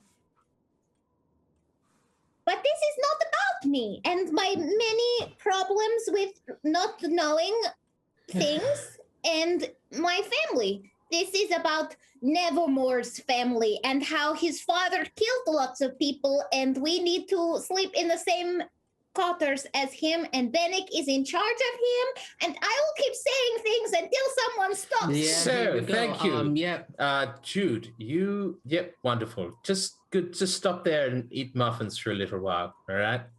So we have the information from Lazarus now at our fingertips, or our claw tips, talons, if you will.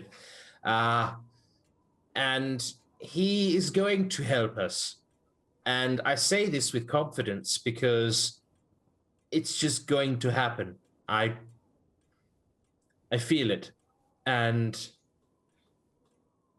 he knows an awful lot, and he wants this finished with. He wants to deal with the Scorched Grove as well. And now he's forced into a position where he has help. And so we're going to help him because as much as my father is a piece of shit, we have the same goal. We have the same goal. And so we're just going to have to work with him. Right. Work with him, not for him. Oh, correct. 100% correct. He's going to work with us. Because I don't want to be some kind of accomplice for some more murdering shit just on accident for the good of the wood because of your shitty dad. Yes, well, you might have heard him when he was down there talking about how he led a party into the Scorched Grove. That's the way he thinks. He's in charge and he leads the party. And that's how I used to think. But now I understand that I'm just a part of the party. So he is going to learn to be a part of our party for as long as is necessary for us to deal with the Scorched Grove. And then once that has been handled, he will face justice. I also heard the bit where he said one of his friends died, and it made me think of Helvig. Can we make a promise that we will not be like your dad and not go all dark and necromancy? But we haven't done that yet, have we? No, but I almost did. Did you? Yeah. We would? Wait, did you? Yeah. When did this happen? When we were researching in the library, I wanted to learn how to get Helvig back, and so I was going to learn how to do the necromancy thing. And I know I cannot read, but I could be a really good wizard. Trish? The Trish. difference is, Jude, once you learned more about necromancy, you decided not to. That's what the difference is. I didn't because of you guys. Oh. And because of the creepy vision that I saw from the divination professor. You want to tell us about that, or? No, I know. Okay. Whenever you're ready and you feel like it, or whatever. If you don't, I understand. I know you tell us if it was important. Hey, if it makes you feel any better, I've thought about that plenty of times. About what, necromancy? Yeah, of course. Oh, because of the whole eating dead things. Well, no, what? Who do you take me for? Nevermore, come on, man. Look at your fucking platter. I spent like a week with you, and you think I just would raise the dead just because I eat them. Honestly, I eat another a piece of offal. If you think about it, Benneck, if you could raise the dead, right, you wouldn't have to carry around your dinner. It would carry itself. And then when it was dinner time, you just eat it, and then it walks around with you. It'd get dirty, and it'll be like, ugh. I'm with Serum on this. Why would he want his breakfast to come back to life?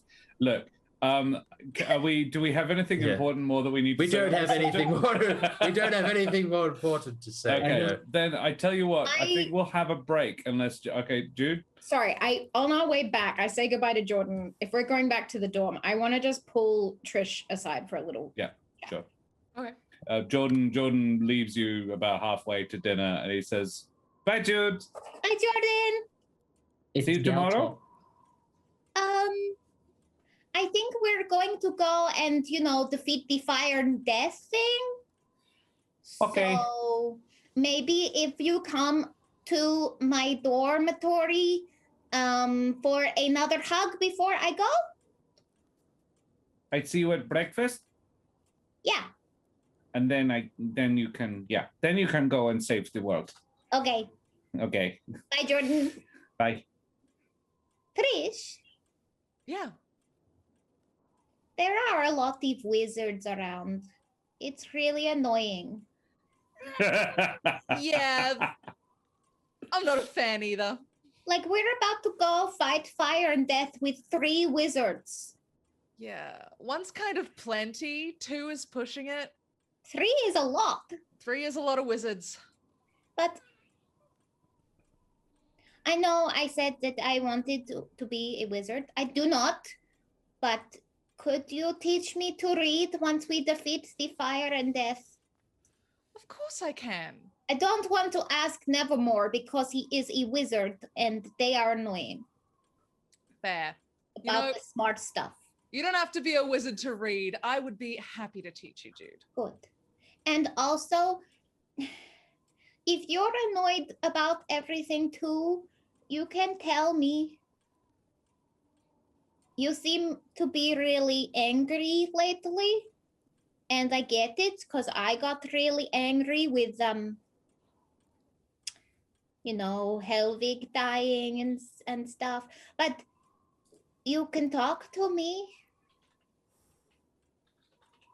Thanks, Jude. I am angry. I miss when our problems could be solved by just stabbing bandits. This is complicated. Yeah, I But- don't think I can put candles on my head anymore. Yeah, I don't think that's gonna cut it anymore. But we're doing the right thing, and we have good people with us. And that's what's important. Yeah, Cool. that is why I follow Gaspard and what my oath was about fighting the badness with you guys. Glory with friends. Yeah. Okay. You head back to your dormitories. You get there. Nevermore, I'm going to say that you probably felt a little bit nervous. Like, oh, I hope he didn't do something stupid. You come back with a bowl of, you get him a stew, like a nice hearty stew. You sampled a whole bunch of nice things, made sure you got the nicest thing for your dad, and brought him back. There's a mug of ale and a nice stew, and you find him, and he has clearly cast Charm Person on both of the guards, but then decided not to escape because he could have, and he's sitting there playing cards with them in the main room of the and we will go for a break there, ladies and gents. Stick around, we will be back. Oh, it's been spicy. Yeah, we're gonna have a quick 5-minute and we will be back with you soon. Don't go anywhere. It's been great. See you soon. Bye.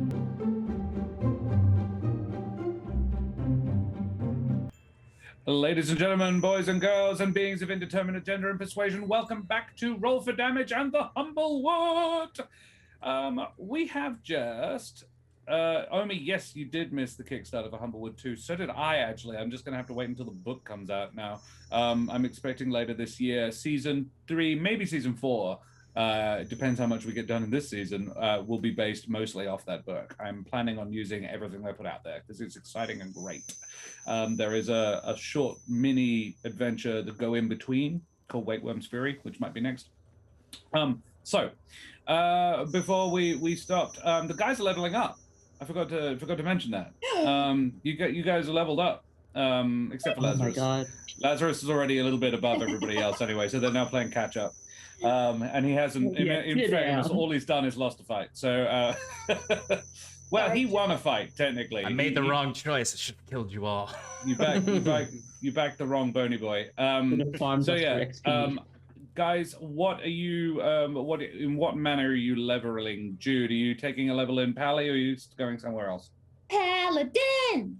Cool, Jude, roll me. Now, I'm going to give you the choice. You can either roll your hit points yourself, you can roll a d10, or you can ask 2 people in chat to roll the d10s, and you can pick the better one. Ooh. This goes Ooh. to everybody as well. I will allow chat. I don't usually do this, but I have been bouncing off a few people in chat today. So Omi Yeah. can roll one of mine, and Spinner can Spinner roll. and Omi, d10s in my chat, God. please. Oh my God. Rach, what you doing? I'm taking another rogue level. Love it. Uncanny dodge, here we come. We rolled a 1. So Omi rolled a 1, not great. And Spinner, so if you're good. still around, Boogeyman also got a 1. Fortunately, we're asking Spinner. Otherwise, a pair of 1s, not great, Jude. That's the sign, though. Maybe you should roll it yourself, Trish. Rach, what do you want to do? They've worked out all of their 1s now. Yeah, they have. So I think I can trust them to roll good for me. Hand it to the chat. Who's in Alrighty. there? Well, let's have Boogeyman and Shanahos. They seem keen. What's Yes. D8 for rogues? It's a D8, please, for rogues. Lazarus probably going to go out. Well, you reckon? But are Kudo? I you don't still know. waiting for Spinner to roll? Yeah, We are if still waiting Spinner's for not Spinner. here, Smart Geek. You. Alrighty, Smug Geek. Next. Boogeyman, 7 on the dice. That's good. Nice. Nice. And yeah, Smug Geek, throw us up a 1d10, would you? No, that was a D10. Oh, Boogeyman rolled a D10. Ah. Smug Geek rolled an 8. Go for Smart Geek. Okay, Jude, you get 8 hit points. Thank you, Smart Geek. Plus your con mod. Which I don't know is anything. Jude is a +1, so 9 extra hit points, so up to 38. Oh, let's change that for you there. There you go. Thank you. It's just Ding, ding, anybody ding, first ding, come, ding, first ding. serve for you, Trish. Trish got I saw a 7 from Boogeyman. No, that was or a D10. And a 3 from someone else. That was a 3? I missed it. I'll let you have 6 off that 7. How's that sound? Yeah, that sounds fair. Cool.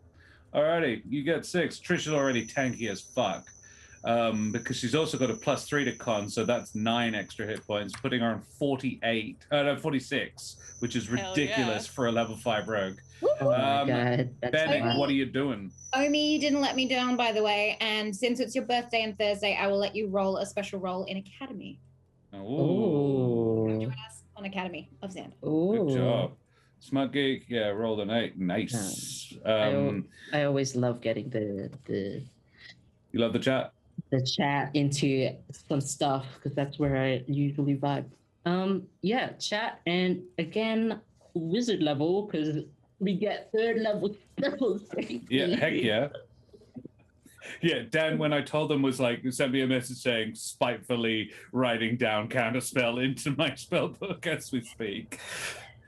So do you want rolls in chat, or are you going to roll it yourself? No, chat. Alrighty. Steve. Let's have Master Steve. Can you roll us a D6 in chat? Exclamation mark roll space 6. 6. That's the Yeah, one. follow the roll help. There you go. And who else do you reckon? Who hasn't gone? You know how isn't Serum hasn't? One, Steve, how dare you? Yep, not great.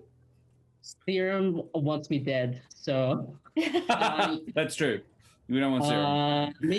maybe the dice will spite Serum. Don't put it on me. Okay, not Alright. Serum. How about Yeah. Chibiaurelia? I'm sorry, Chibiaurelia. Aurelia. I almost got it right. Yeah, Chibiaurelia. Can you roll us a D6 in chat, please? Same thing as Steve did. Don't do the same thing as Steve Don't did. do the same thing. 3. I'll take it. 3 plus your con, whatever that is. Nevermore. What you gonna do? I'm You going relying to on the get. plebs? I'm going to get Odo Sean, my father, to roll for me, and then I'm Okay. going to ask Sirim 7-6 to roll for me. Yes. 2 D6s in chat, please. So that's yeah. All right, have to change. 2 that. from Sean. Disappoint you again. Why have you forsaken me? Come on, Sirim. Come on, Sirim. Come on, Serum. 3. I'll take a 3. I'll take 3's a 3. all right. All right. Wizard's getting 3. You don't take the Yeah. 2 I give you, boy.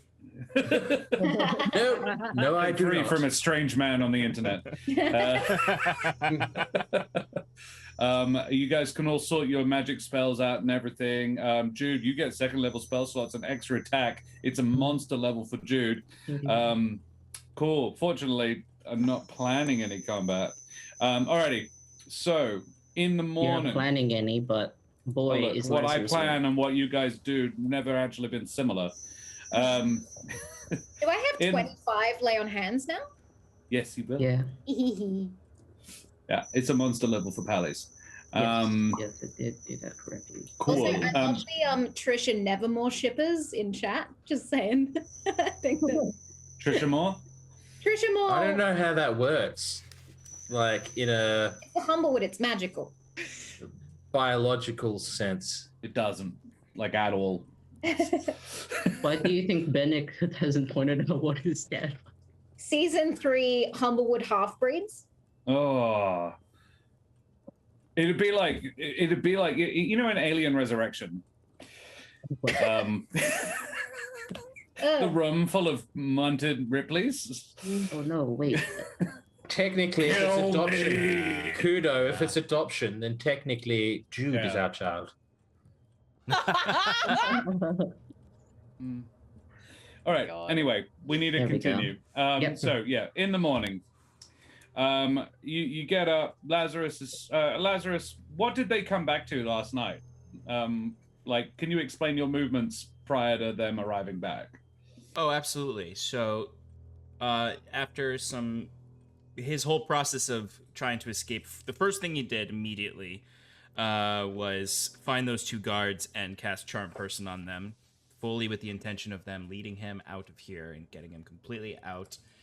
While those two guards were standing there, completely charmed by him, he would have been pacing around the room, checking his bag, making sure he's got everything, looking around if there's anything else he can grab, and just casting Disguise Self as some complete inane person, completely ordinary Corvum.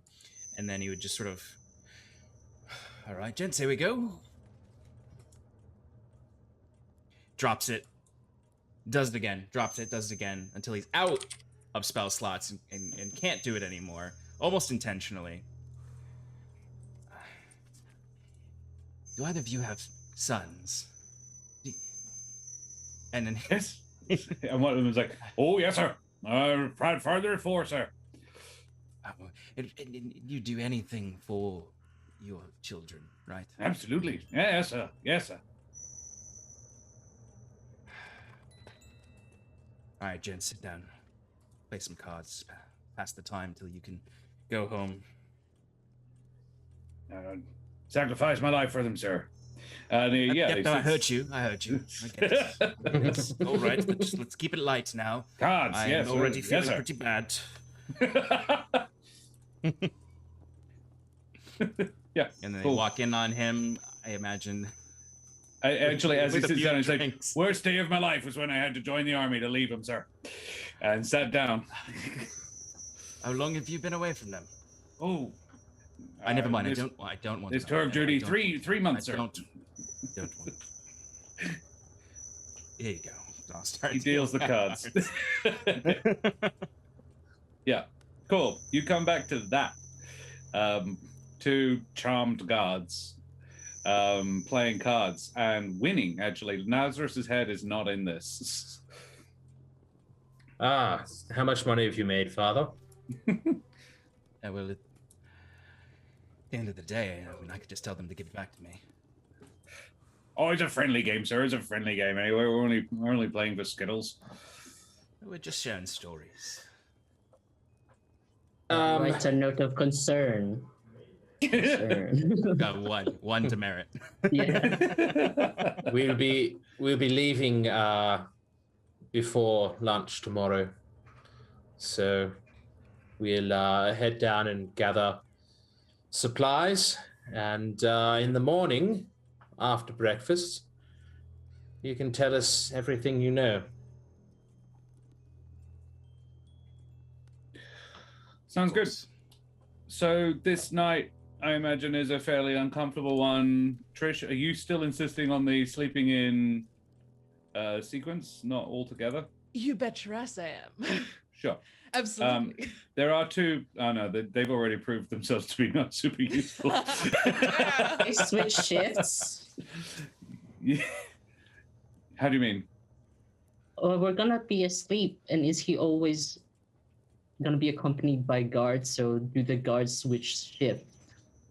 No, it's just while they're at the avium. Yeah, the guards with their new pair of guards do come down, but I forget how long charm person lasts. I think it's an hour. An hour. Yeah. So yeah, it wears off, and they go, oh, you. Yeah, well, you didn't run, I guess. I just want to play cards, gents. Everyone on the Humblewood do nights. So yeah, you sleep, you wake up, you leveled up.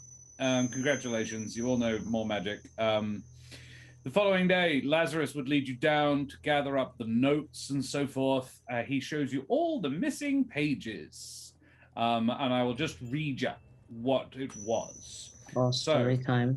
For the ones who did the research into the calamity, the great calamity, the details that you were missing from the book that was torn was an eyewitness account from someone who claimed to have seen the creature.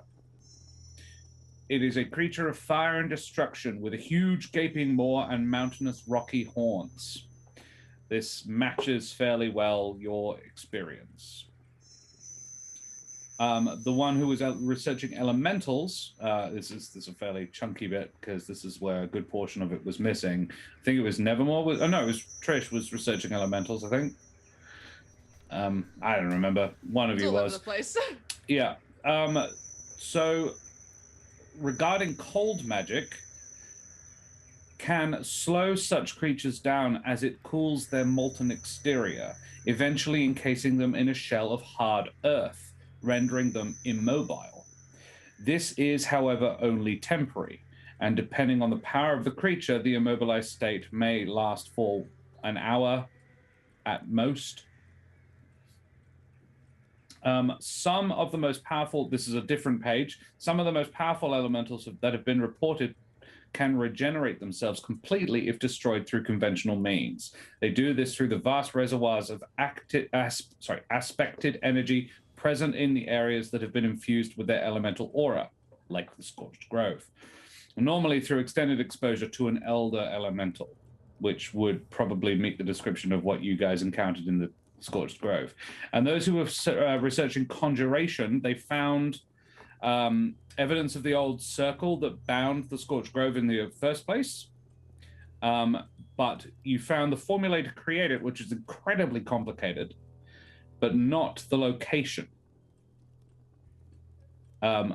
You find the location. It's a good way into the southern side of the Scorched Grove. And Lazarus tore that out specifically so that you wouldn't know where it was, so you couldn't go there, so you couldn't die. And so he has that information. I would actually leave that to him whether or not he decides to share it as well. But one way or the other, what the skeletons were working on those chalkboards was those computations, was those calculations for re-establishing the Scorched Grove, the seal on the Scorched Grove. And so part of being down there is gathering up that information and copying it down off the blackboards now that it's been completed.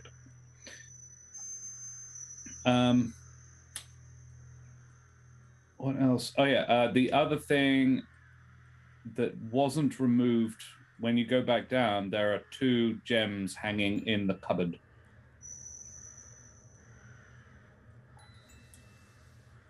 The gems that bound Mordain to Lazarus.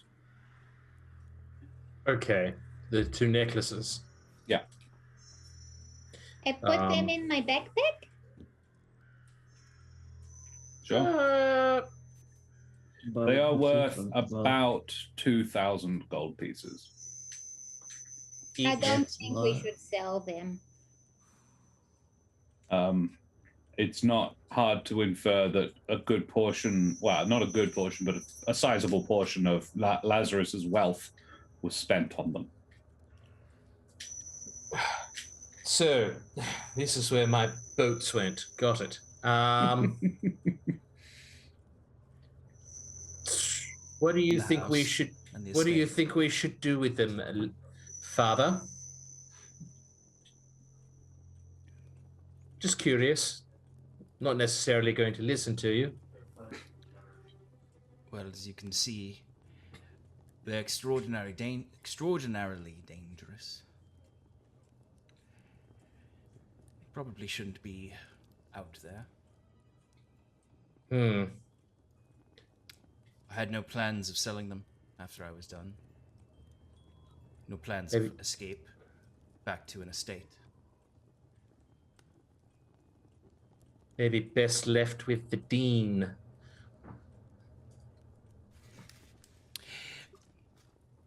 Maybe not, Ringsworth. I'll keep them for now, and we'll decide later. Why not just give it to Nazi as an apology? Because, you know, you really did fuck her over. You really did. I really don't like the way you say night seed, by the way. Say it again, Benneck. Or Nazi. I've only just heard it. Wow. Yep. I've been hearing it too. Yeah, cool. That's what I thought. Amazing. I think the safest hands are our own. Also, not that we'd use them for a month on an innocent man, but they could be useful in the future. What does it make the Sounding necromantic Oh, no. jelly? Never It doesn't make. They don't make the necromantic jelly. That's different. So you need the necromantic jelly for it to work? No, probably just to keep him unconscious. Oh. Almost like stasis or whatever. Look, yeah, okay, sure. Jude, keep a hold of them. Maybe put them underneath all the muffins. Okay. At the very bottom. Jude, your backpack has a different pocket for like coins and stuff. They'd easily fit in there, and so you don't have to store nasty necromantic necklaces. That was a fun thing to say. With your precious muffin stash. Necromuffins. Yeah. So, Father, what were you planning on doing? Given that you have all the same information that we now have, what were you planning on doing?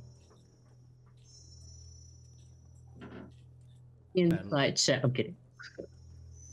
That's for later. But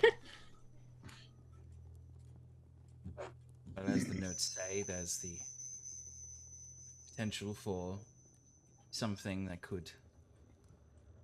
An elemental magic, an artifact. I intended to find it. And use Alone? it. Maybe not But- alone, but And do you know where it is now? no. But I know someone who might. Who might that be? An old friend that I owe a lot to.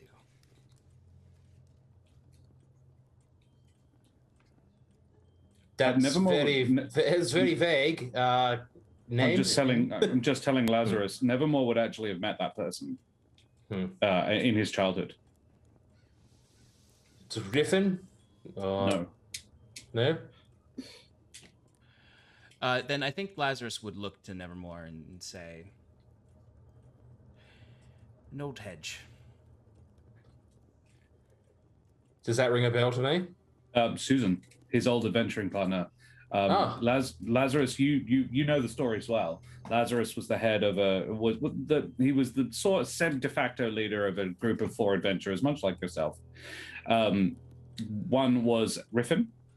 One was a hedge witch named Susan. And I enjoy that she's a hedge and a hedge witch. And then the 4th was a barbarian servant by the name of Stilgar. All of a sudden, Nevermore, Stilgar stopped visiting. Got it. ask, when you say adventuring partner, do you mean lover? Oh. No. Okay. How do you know about lovers all of a sudden? I have a Didn't even know. lover in prison. Oh, Jude, What? you're not telling people that, are you? Yeah? You should stop. I don't think that means what you think it means. Did you have that talk with your brother eventually? No? Damn it, Jordan! Damn it, Jordan. I mean, this Shotgun, is not. I mean, not Oh, shotgun. God. There's no such thing as shotgun. but he would yeah, there's time. You can go after lunch. We're Yes. leaving before lunch. So where's Susan?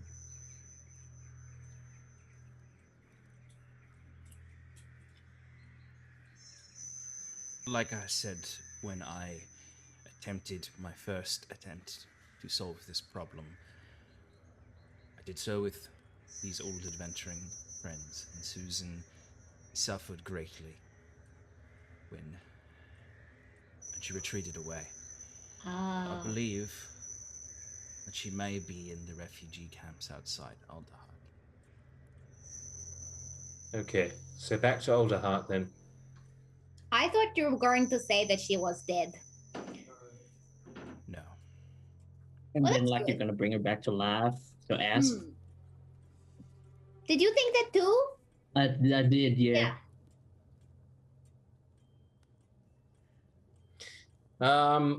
Okay, well, I guess that's the plan. Off to Alderheart and see if we can find Susan. Yeah. You head back to Alderheart. Jude, Jordan does catch you at the door just before you leave, and says, I was going to write it all down. I forgot I was supposed to tell you a few things, but then I remembered. So I wrote it anyway, in case you learn how to read. And if you don't, I happily teach you. It's okay. I But you have a don't- really good teacher, and I will ask her about lovers. But if she doesn't want to, here's it Why would is. she not want to?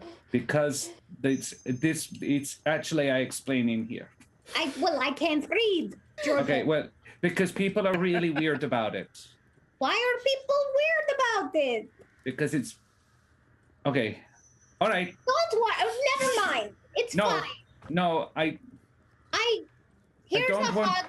I'm going to go. I I- will take your letter. he hugs you. He's like, I'm sorry. People are really weird about it. Okay. And it's a family thing. Families are supposed to tell each other. It's Family supposed to be. members are lovers too? No. But family are supposed to be the ones that teach each other how it works. Like moms and dads are supposed to be the ones that teach the children how more children are made.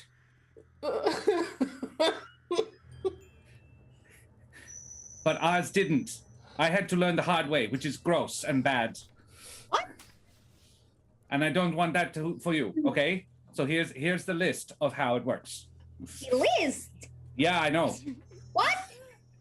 I'm so excited to write this. Here's the list. Okay. Oh, If you have face any hurts. questions, I'm here. Also before you leave, because the dean is also at the door, he says, best of luck to all of you. I have a parting gift, if you will. He hands Nevermore a ring of spell storing. He says, I cast a spell into it for you, just a preparation one. He casts Stellar Bodies into it at 5th level. Okay. Stellar Bodies is, I believe it's a custom Humblewood spell. It It's is, yeah. pretty boss as well. It's a good spell. Sounds cool. And then he hands he hands Jude and Trish a potion of fire resistance each. Don't drink it all at once. Well, actually, do drink it all at once. It doesn't work if you don't drink it all at once, but don't drink it right now. And then he hands Benneck. He doesn't really make a big show of it. He slips Benneck a pair of, they look like bracelets. He just sort of gives them. Benneck knows what they are, and Benneck sort of just quietly pockets them. Good, thank you. They're a magical item, but it's a sort of a secret. And he says, Lazarus, I'd love to say it was good to see you again, old chap. Hopefully this all pans out well, and we can smooth things over. Eh? And Lazarus would lean in closer to him and just say, "If I thought there was any other way, I wouldn't have done it, old friend." I accept that. I do. Yes. Well, best of luck. Give my regards to, if you happen to see her, give my regards to Beta. So you head off. You mosey. I would definitely just, and it doesn't have to happen, but I would definitely go and give my regards to Rusty, and sure. thank Rusty for being there for me when I needed. But yeah, that's about it. Yeah, cool. Yeah, cool. You could have done that at some point on the way out. Yeah, absolutely. Yeah, for sure. I also go and give a muffin to Nightseed. Oh yeah, Nightseed was released as soon as you got to the office with Lazarus. She was, and she appreciates it. She's like, "Well, thank you very much for sorting it all out. I'm glad I only had to spend a couple of hours in that cell." But good job. Best of luck. It's a poppy seed muffin, like your name, like seed. I do love them. Thank you. And Trish, last night, while you were on watch, make a medicine check, please. Right. You were thinking. You were just sitting there mulling shit over, and then you were like, "My brain's in nasty circles. I'm not in a good mental place. So let's think about what I learned. Let's go back and study." The nat 20, I will give you. Oh, sweet. Okay. You are proficient in medicine now. Hell yeah. Yay! Oh, Nice. Good. Cool. So yeah, you head off. The journey is fairly uneventful.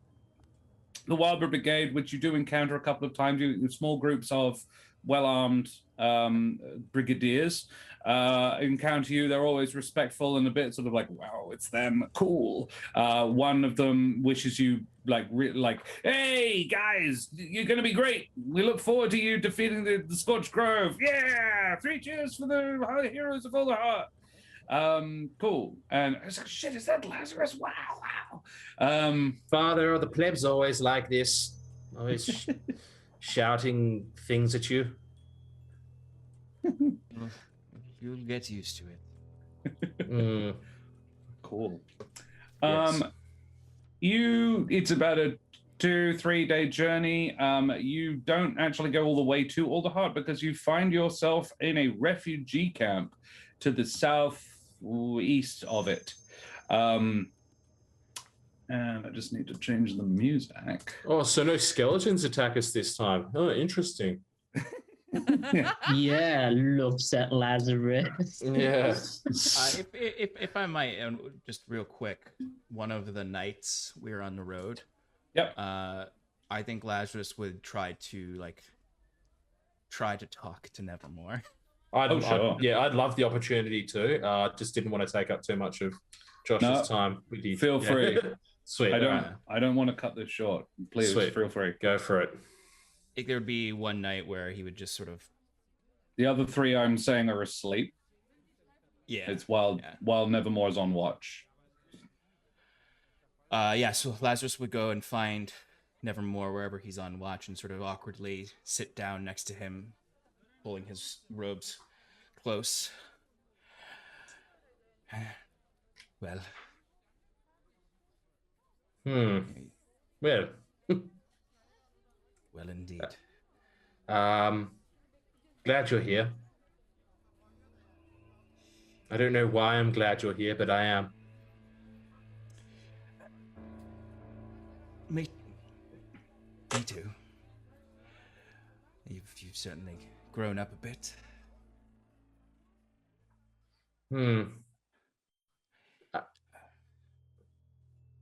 Did you want to say something? I have questions. I have questions for you, but I mean, I was going to ask you. Good opportunity now, I suppose. I had a dream where you were captured by some sort of elemental fiend creatures, and you told me not to come for you. Was that real?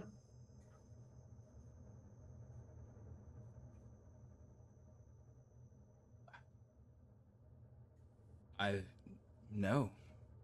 Okay. I've never experienced anything like that. Insight check? Feel free. Yeah, sure. It's just a sexy dream that never. Oh, nice one. All right. Yeah, Sweet. All right. Keep going. He feels completely on the level. Yeah. And a little bit like, whoa. Okay. No. Yeah. Don't need to go into the details then. Yes. Sorry. Yes, Father. I understand. Rule 70. Bad dreams mean something. But you can't always trust them.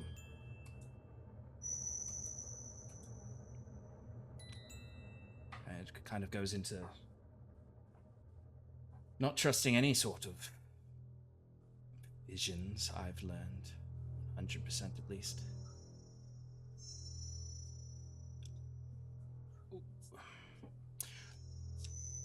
How's your spell book coming along?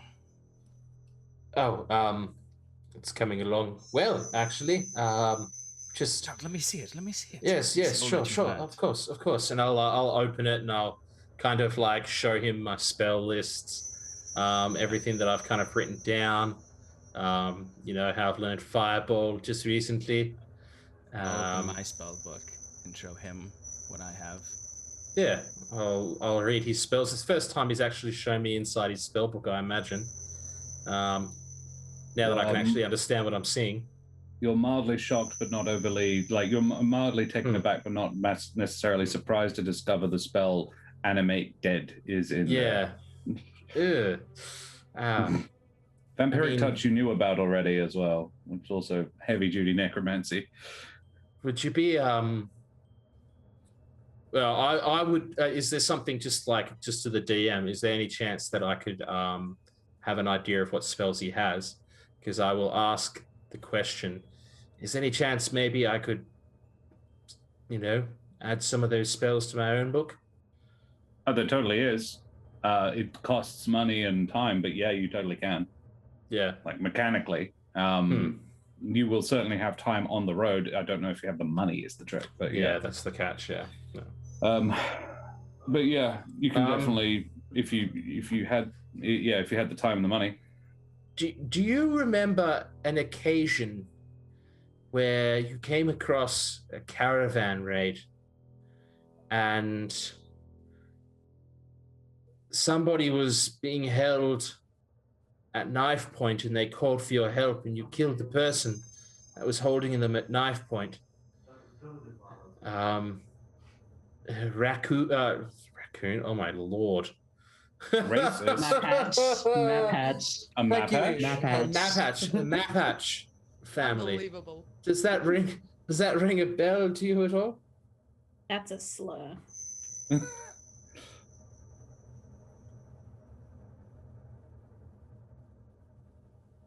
Muted. Oh, sorry. There were lots of adventures. It rings some bells. It's just because when I point at my eye, that was done by somebody whose son you killed. Somebody who was innocent, was protecting a caravan, guarding a caravan from bandits, and you killed the guard and not the bandit. And then the father, years later, stabbed me in the face because of you. Just wanted you to know that your actions have, on more than one occasion, caused me considerable harm.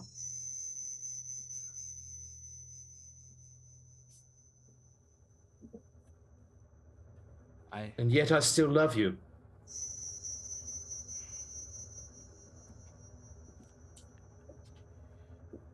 I suppose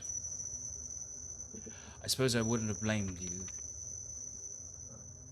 if you didn't. I do remember that bit of a painful memory now.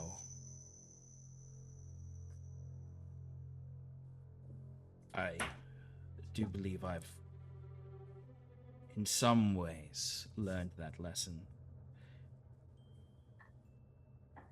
So I do remember that man. It was a mistake, of course, but it doesn't change what happened.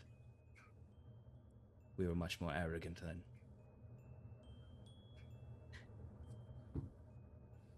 I won't make excuses. Can you try not to hurt me again, please? Of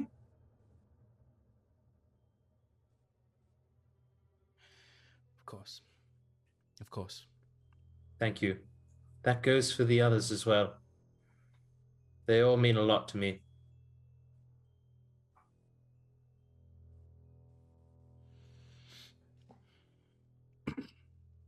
None of them are dead weight.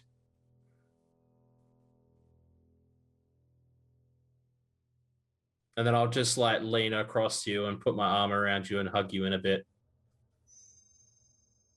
Okay. And I'll just sort of, again, with the one arm on your back. But this time he'll pull you in for a full hug, though.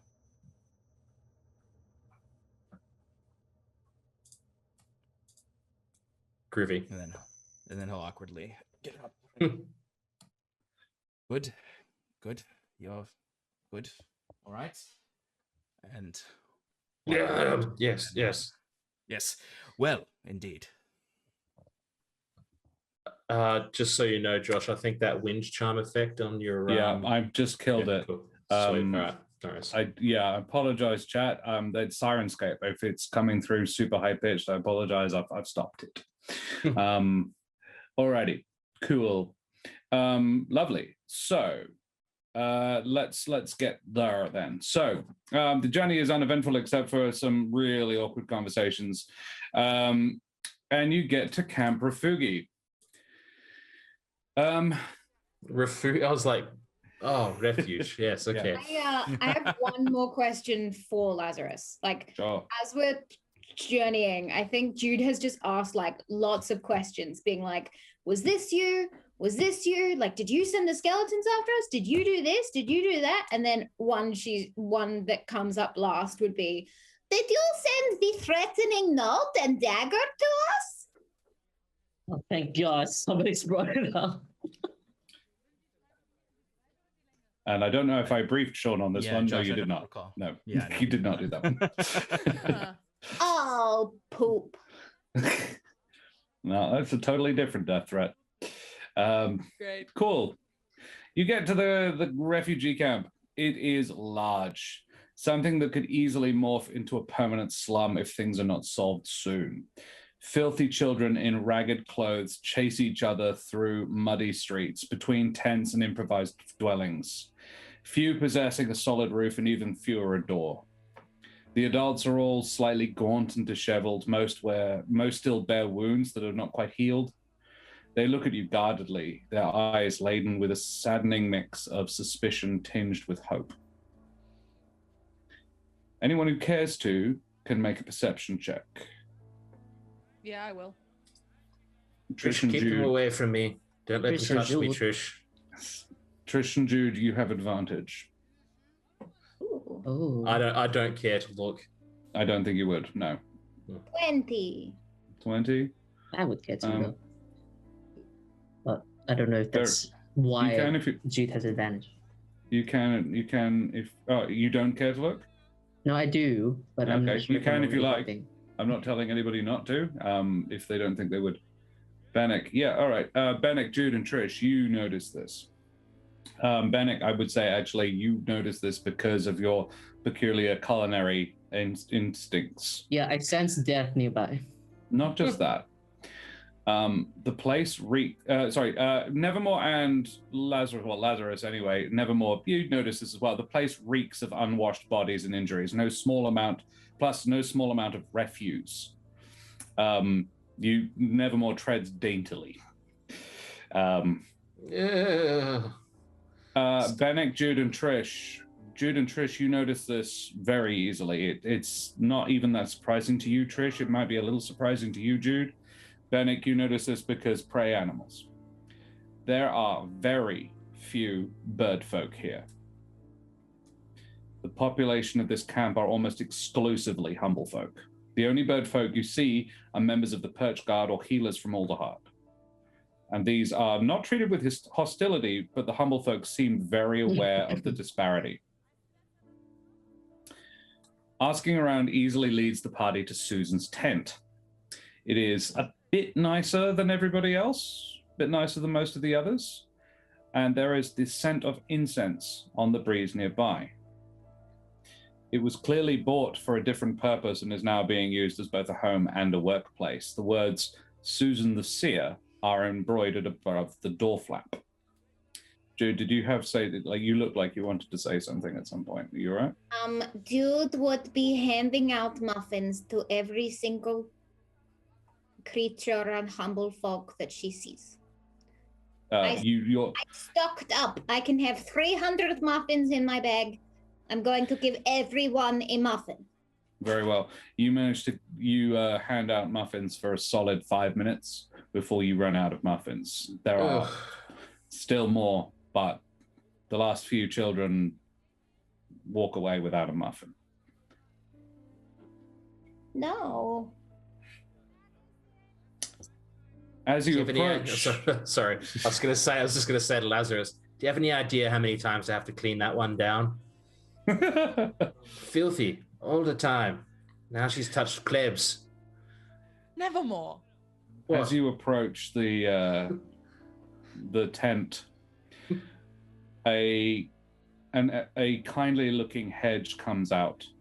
She's clad in silky robes and walks with the aid of a staff. One arm is withered, and about a third of the quills on her left side are missing. A horrific burn scar marring her flesh. She is clearly discomfited by it, but it is an old wound.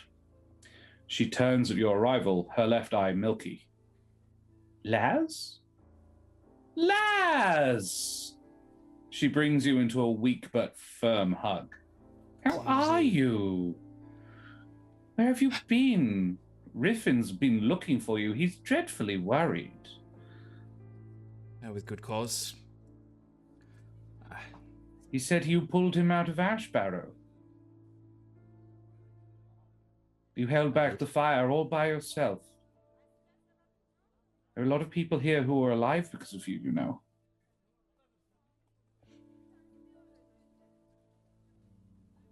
Who are these? Hello? Susie. Oh, you remember Nevermore? I Susan? do. Gosh, you've sprouted. Yes. And I'll walk over and give Susan a hug as well. Nevermore, you've never seen her like this. Hmm.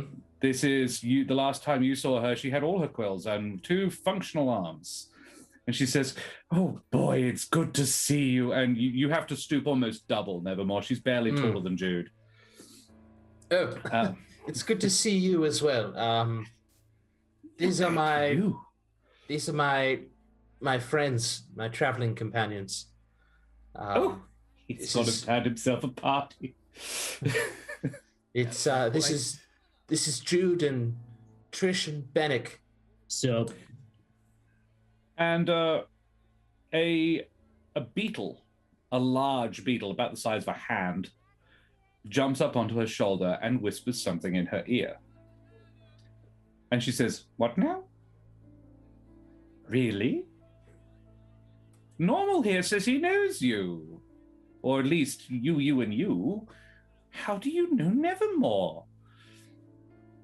I don't know if any of you recall. Yeah. Burzon had a giant beetle familiar. I thought it might have been the bug that Helvig whispered to when we were locked in the prison. Oh. Oh. She says, "Oh, I see. Oh, well then, fun story for you lot. I helped Burzon get home. Oh. You know Ran into him. Burzon? I do. Lovely man. I met him about, I think, from what Normal says, about a week after you met him. He said you probably saved his life. Well done. Well, he needed a bit of help with a portal spell. Not a problem. But he left Normal here because Normal's from here. And I was in the market for a familiar, wasn't I, you cheeky thing? Well, yes, much. And then I made my way here, heard people needed help. I bought an ocarina because of Burzon. Oh, he did like his. Oh, yes, of course, you were the ones who took it. Don't worry, he had a spare. Oh, good. Well, so what are you doing here? Father, do you want to take this? Yes. Susie, we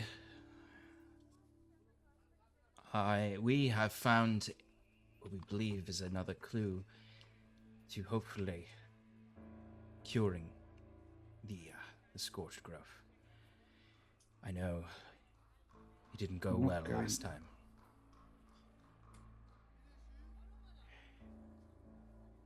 You know I couldn't stop. If it was anybody else, are you going to take him there? And she looks at Nevermore. I desperately did not want to. But they're a persistent party. And much like us. Takes after his old man. And as much of a fool as one. What do you need? Well, I know you're proficient in the elements. Yes. We're looking for something. An artifact. Come in. And she gestures you inside her tent. What sort of thing? I pass through her flaps. Thanks for making it weird. Always Mitch. Always so Mitch. do I. This is a sweet little old crippled lady. Right. Lazarus would take out the notes and lay the particular ones down, and he would just say to her, "Have you ever heard of the Borealis?" Yes. Yes, I have. Well, I suppose I'd better make tea. She gestures towards a cauldron. It's easily twice her size. This is one made of the cocoon of a giant moth. Basically, the top's been sawed off. And she begins throwing handfuls of herbs and small desiccated creatures in it, just tearing them off the walls of the tent where they're hung higgledy-piggledy all around. You see on the other side of the tent has been set up like a fortune teller's area. It's like two little chairs, two little stools, and a crystal ball. Very sort of exactly the sort of thing you'd expect to find in there. Also a tarot deck next to it. Wow. And she Normal starts grabbing other things as well, apparently at her direction, and drops a shriveled tentacle into the cauldron. She chuckles and says, "Starfish, the vision's as clear as a summer night." She is, it seems infectious. She struggles to not enjoy what she's doing, despite the severity of it. She mutters an incantation over the brew with the occasional giggle, and then, satisfied with her work, she dips a ladle and portions out 2 small, shallow bowls of the liquid, blowing on it to cool it. I will drink one, but it's best when you go on this sort of thing to have another. Who'll join me? Jude? We'll join. Will you remember everything? Do we need to remember everything that happens, or? Oh, you'll remember everything.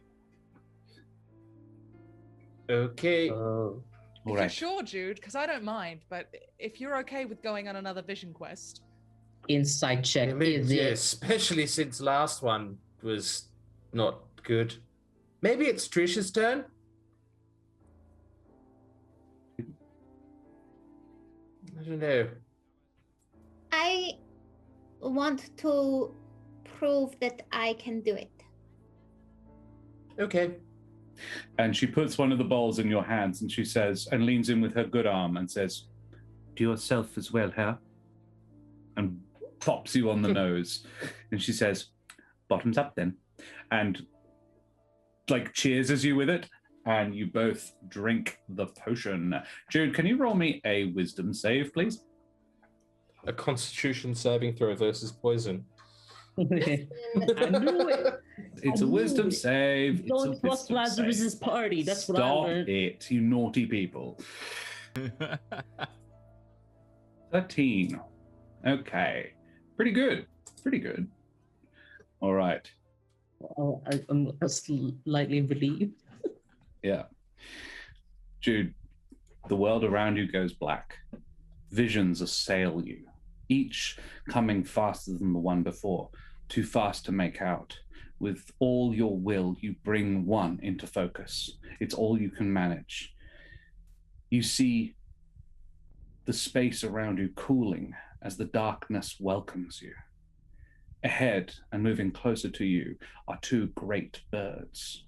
One glows brightly with the warmth of the flames coming off its wings. They warm you. The other, equally luminescent but cooler, icy mists coalescing in its wake. They circle each other, darting in occasionally to strike at each other. After what feels like an age of taunting each other, they come closer and begin circling you. Both hungry for the meager morsel that you constitute. The icy being swoops in first.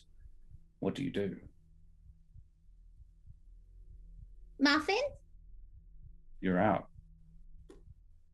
But it's a hallucination, does Jude know? Very well. You offer a muffin. A hallucinatory muffin comes up in your hand. The bird pecks it. It's enormous as well. It is the size of a mountain. It pecks the muffin from your hand as it flies past you.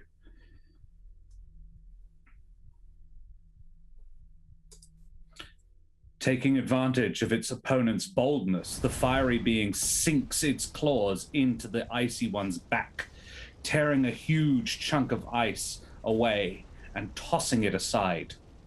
The chunk lands at your feet as the frozen being tumbles away into the inky black. And the flaming spirit turns its malevolent gaze on you. What do you do?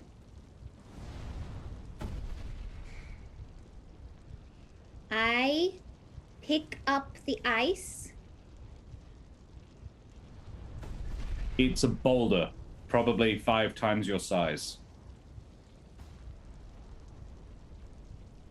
Then I carve a bit of the ice with my sword, and I throw it like a javelin towards the fire bird. Very well. Make a javelin attack. Okay.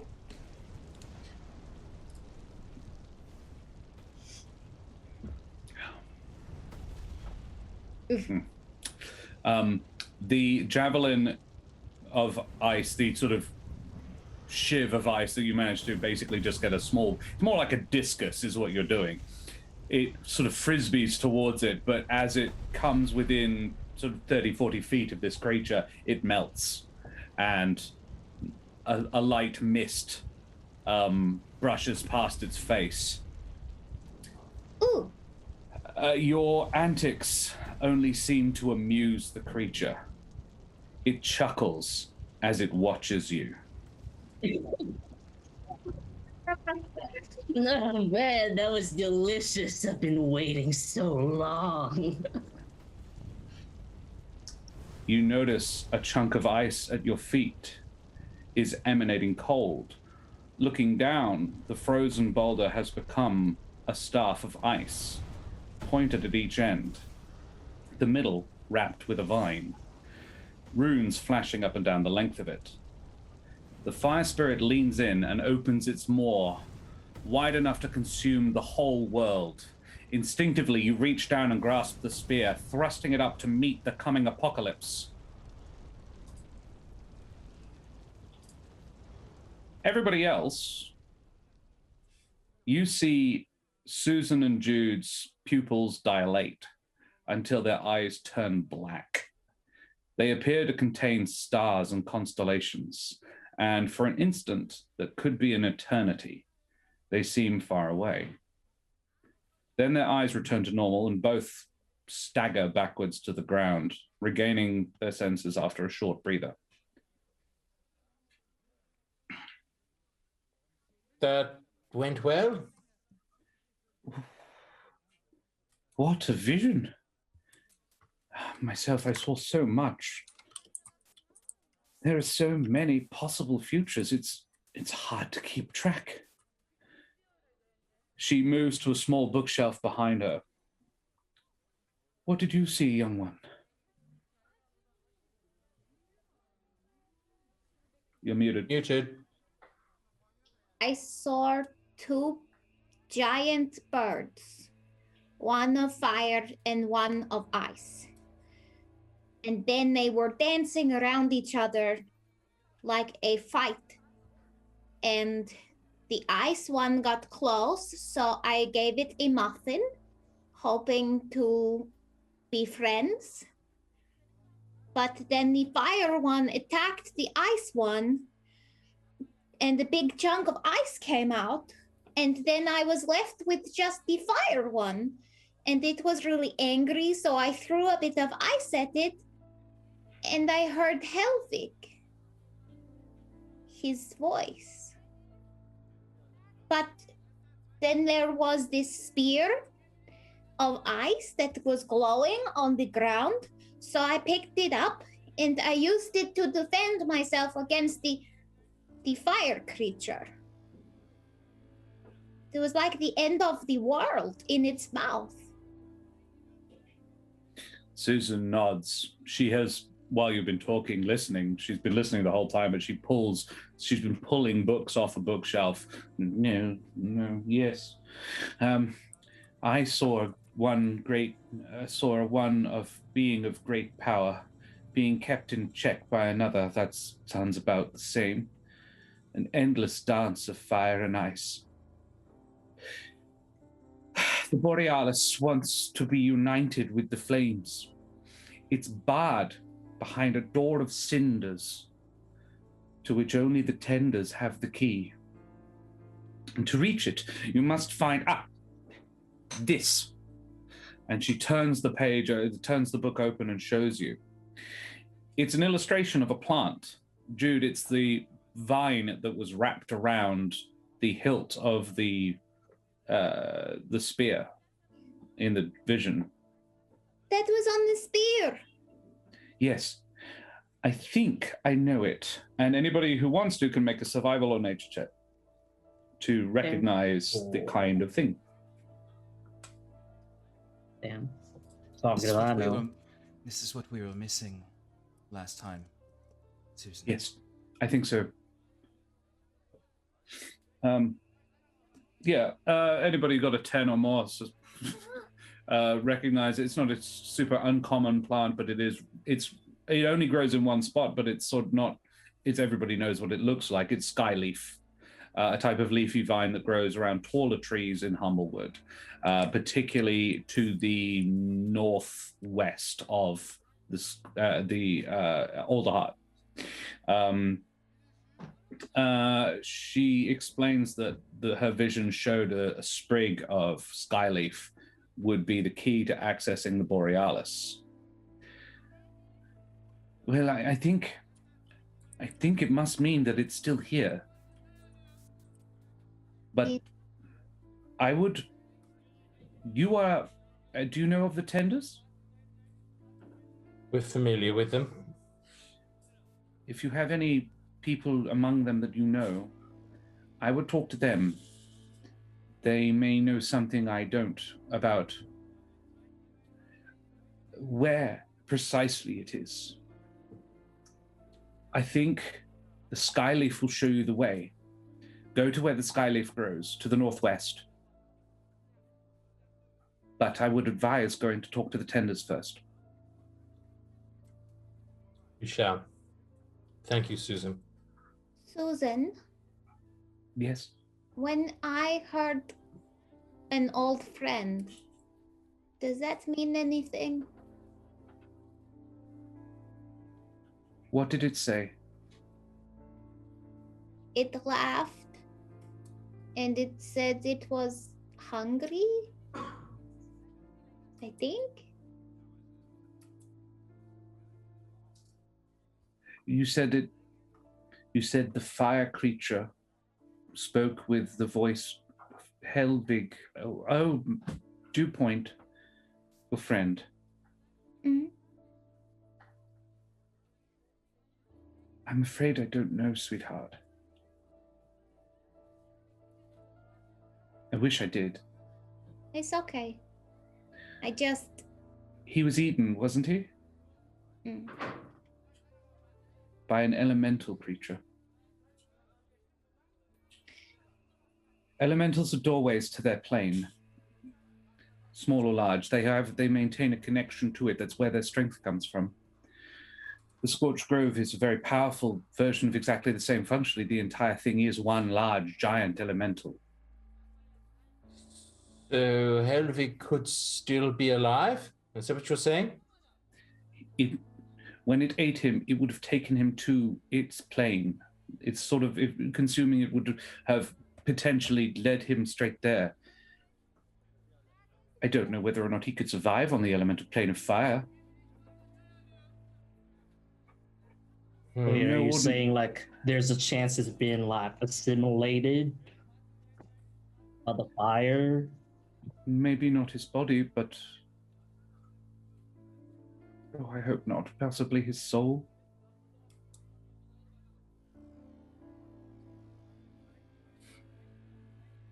That's worse. That's much worse. That's And worse we than will the leave it there.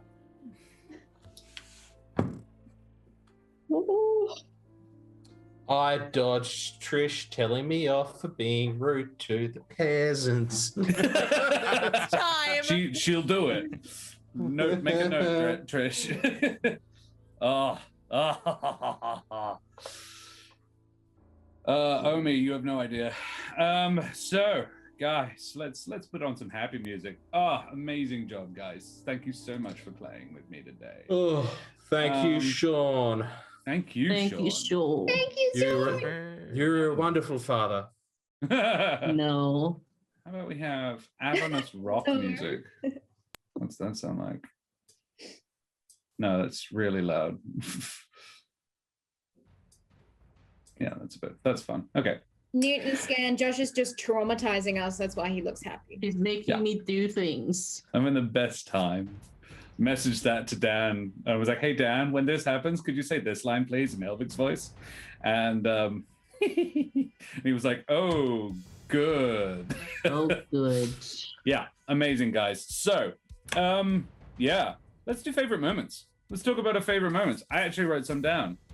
I can go first, if anybody likes. Go for it. Oh, shit, I have to think about my own favorite moments. Yeah, that's right. Yeah, all right. I really enjoyed I enjoyed being Jordan. I love being Jordan with AJ. That's so much fun. My favorite me moment was the joy on all of your fuckers' faces when I was having to explain the birds and the bleeds or trying to explain a bit about the birds and the bees to AJ. That would have been my favorite. So family can be lovers? Oh, no. Yeah, that was really good. My favorite Sean moment was definitely the use of all the rules, man. So good. That was epic. But generally I gave Sean a download. I did like an hour of downloading into Sean's brain about the way I felt Nevermore about Lazarus was, and he took it all and he has gone and made a significantly less sympathetic character than I had intended because he's brave enough to not be wanting to be liked. I wanted Lazarus to be liked, but he's actually acknowledging that actually Lazarus doesn't need to be liked, and it's cooler if he's not, and I applaud that. That was so good. I synthesize with Lazarus, Jude. That was funny. Jude's mispronunciations of things are always great. Dan's description at the very, very beginning, this meatless basement, was That was good. That was good. Excellent. Trish's line, tell me why I shouldn't arrest you, and I'm Nevermore's dad, won't cut it. Just solid line. My favorite Nevermore moment, I had a couple. Firstly, Nevermore's priorities and what happened to my boat? You sold my boat. The hell? It's like, so you killed a couple of people, you sold my boat, and also are you necromancy? Like, that's a third. Right? But I also had another one for Nevermore, which is more sort of, I enjoyed it for me. Nevermore's continued belief that Kral stabbed him in the eye because of Lazarus. Not because of anything Nevermore did. Nevermore did nothing to piss Kral off himself. No, it was Lazarus all those years ago. Yeah, sure. Those are my favorite moments. Somebody else can do them now. Rachel, do you want... I don't know. Yeah, Mitch, you do it. I was just going to say massive thank you to Sean for playing an amazing Lazarus. I just loved the minimal apologies and the no...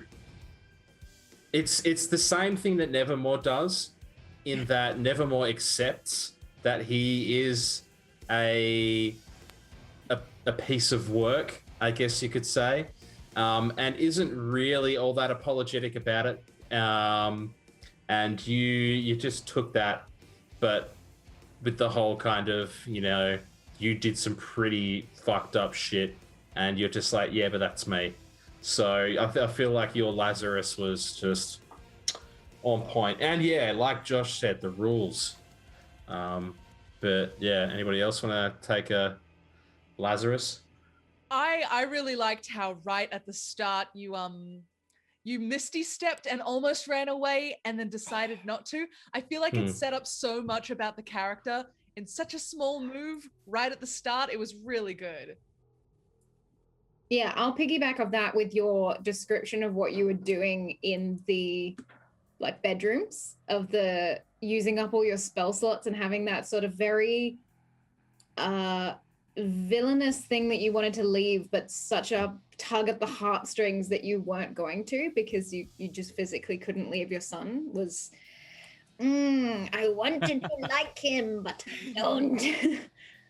Yeah, I'm like, man, I am thankful that I did not see that sappy shit in character and get emotionally invested. I can still hate you with Reckless Abandon.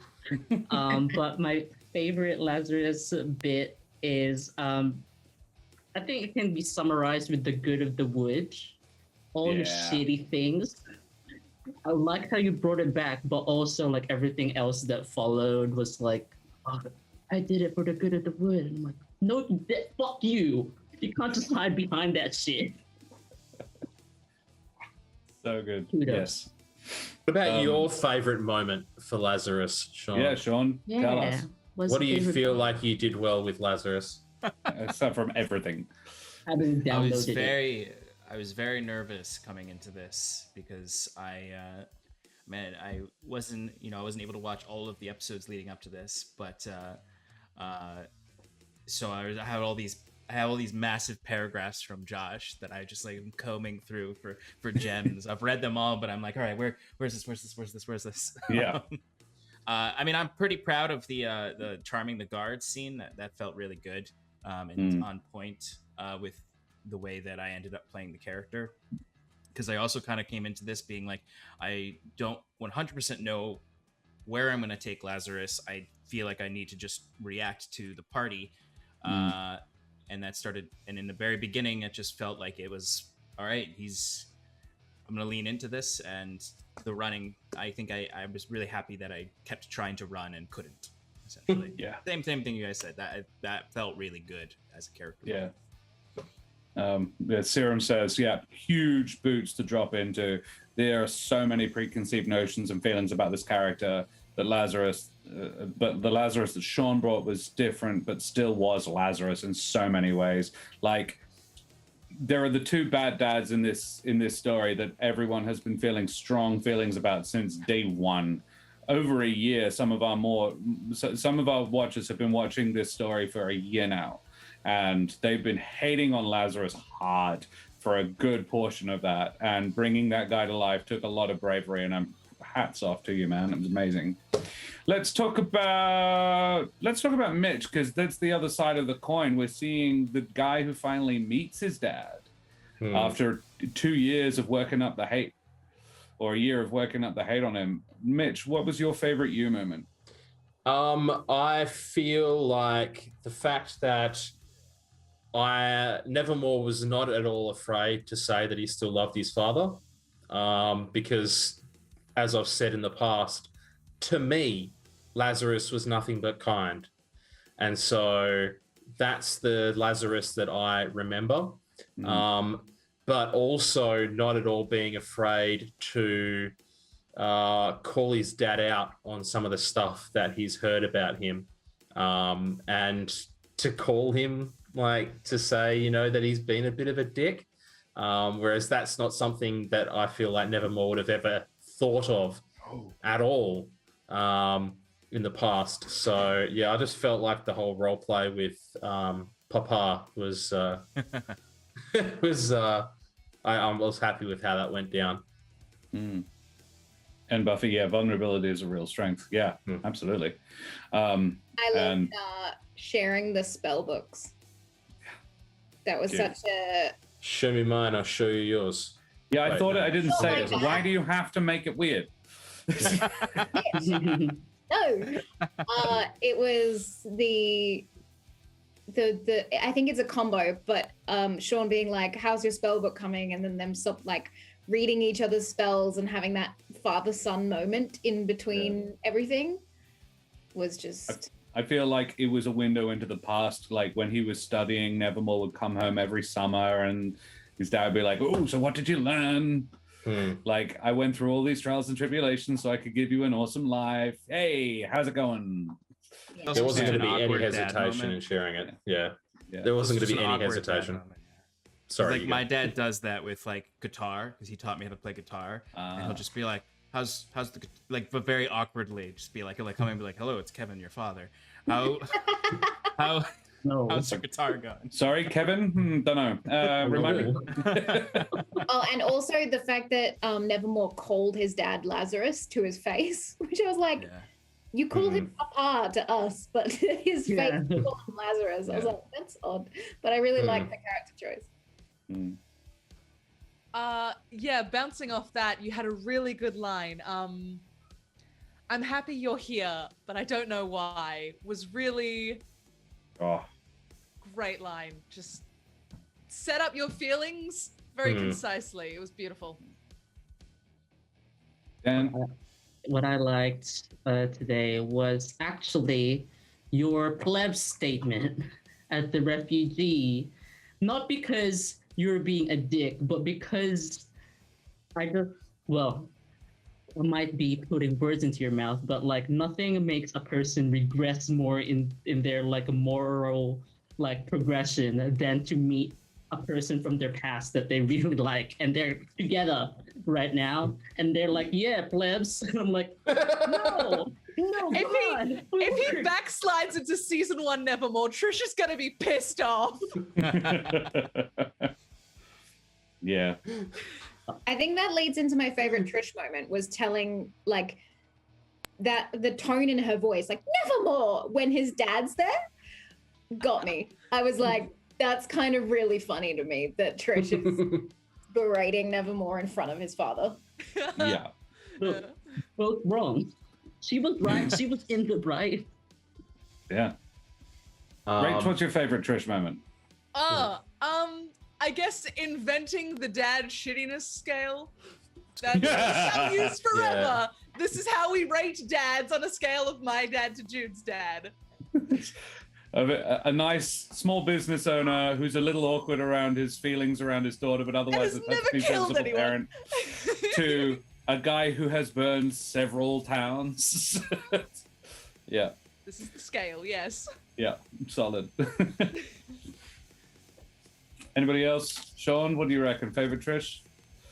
I mean, similar to you, Josh, is just, I mean, this is sort of an everyone favorite, is just that everyone came in hot for Lazarus. And, like, especially because I'm a very reactive player, and that was helpful for me. Because if you didn't come in hot because you're like, oh, he might not know everything, let's go easy on him, I don't know how I would have reacted. It allowed me to just all right, don't even think about this, just react to what they're bringing to the table, because they're bringing the heat. And Trish led that, and I thought that was great. Trish has pissed off energy. Yeah, absolutely. Not hot enough though. Yeah. I could definitely tell through out of like everybody in the party that more than anybody, Trish cares about the well-being of everybody, to a considerable degree. And yeah, as much as Nevermore tries to be caring, he cares a lot about himself, whereas Trish quite clearly puts the party very much at the forefront. So that really came out a lot today, especially in the questioning of Lazarus. So yeah, and also the whole the shittiness of parent scale. That was one of the things I wrote down as well. I love that. Really? I'm glad Lazarus isn't as shit as your dad. Oh, I was a little relieved to hear that myself. I was like, oh, Benneck doesn't know. Benneck just immediately assumed your dad was also shit, but the least shit, like it's in the shit category, and the very top that's people with borderline shit not dads shit. or no dads at all become adventurers. Yeah. I'm the least shittiest dad, but still a shit dad. Yes. Omi's favorite Rachel moment was seeing basically a good part of her backstory, misery, is right there in her face, and you can feel she is now like, well, we're stuck with the arsehole for now. I don't know what the word bleeped out is, but I'm guessing it's arsehole. My favorite Trish. I wrote down, I was trying to decipher what you said because it's one word, and I was like, what? But actually it was when you were just like, oh, fine, like defeated at like the whole situation right at the start, and being like, okay, so look, this is what we have to do, this is what we have to do. And I was like, such a mood. Yeah. Apologies, Omi. It was Foucar. I'm guessing. Yes. Cool. All right. Who else can we talk about? Why don't we talk about Jude? It's always fun to talk about Jude. Hey, what's your favorite Jude moment? Oh, so much Jude chaos tonight. I don't know how you guys put up with everything I threw at you today. I don't know whether it's the amount of Jude words I used, like the synthesize and the...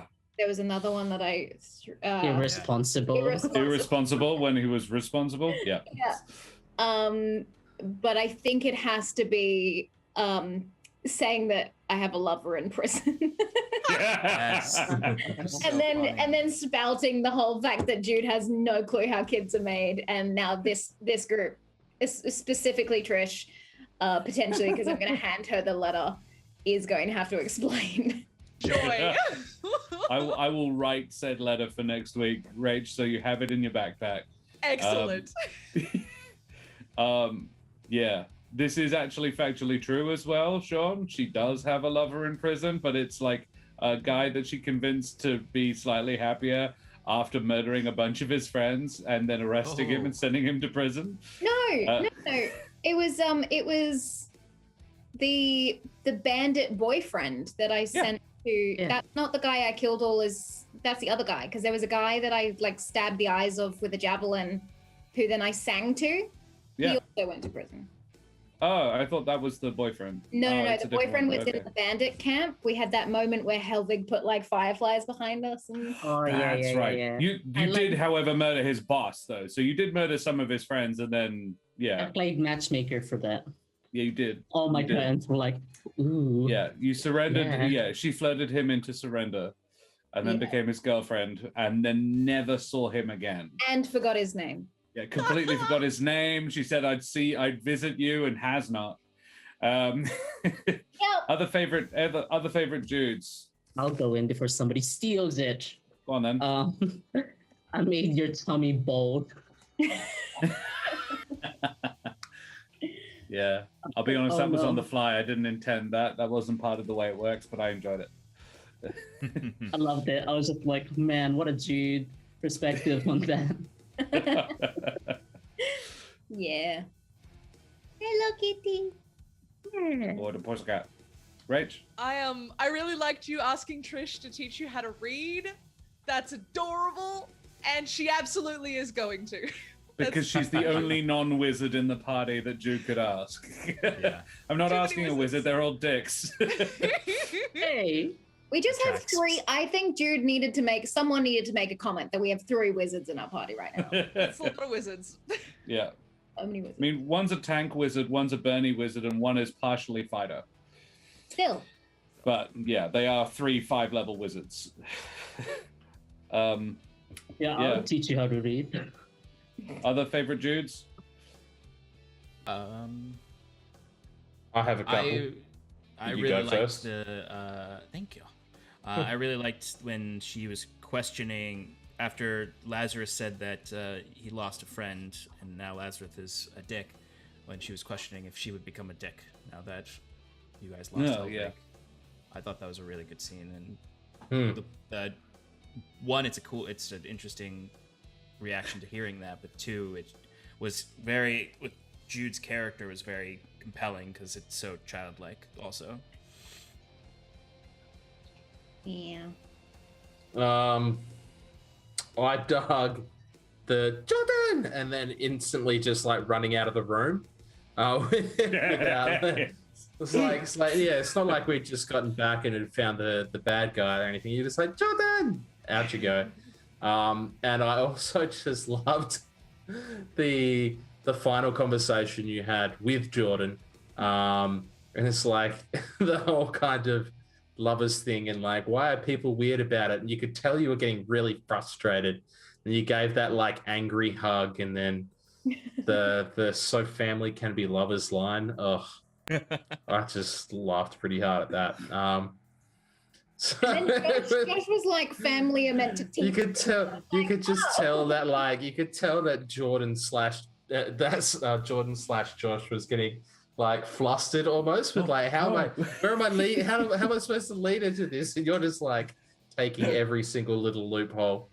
So it was funny. Yeah, that was very funny. Yeah. Cool. Who haven't we talked about yet? Benneck. Benneck. Oh no. Favorite Benneck moment? As much as I did enjoy getting to talk about who he is, I feel like now he's more than just a guide, even though he still thinks of himself as guide. I liked him being.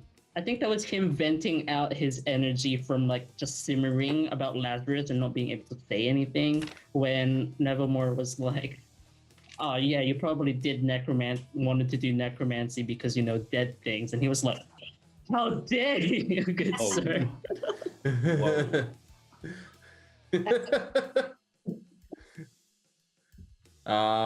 I very much appreciated and this is something that Benneck's done very regularly in roleplay, is when Benneck feels like they're not supposed to be a part of a conversation in some way, they just, Benneck just kind of disappears into a corner, like we'll just like slowly back out of the conversation. I'll just picture the Simpsons with Homer just disappearing into the hedge. So yeah, Benneck, you've just got a way of doing that very, very well. I really liked Benneck putting Mordane's safety above his own, just being like, no, I'm gonna make sure that person's okay. I don't care that I'm on my like last legs. That was really interesting.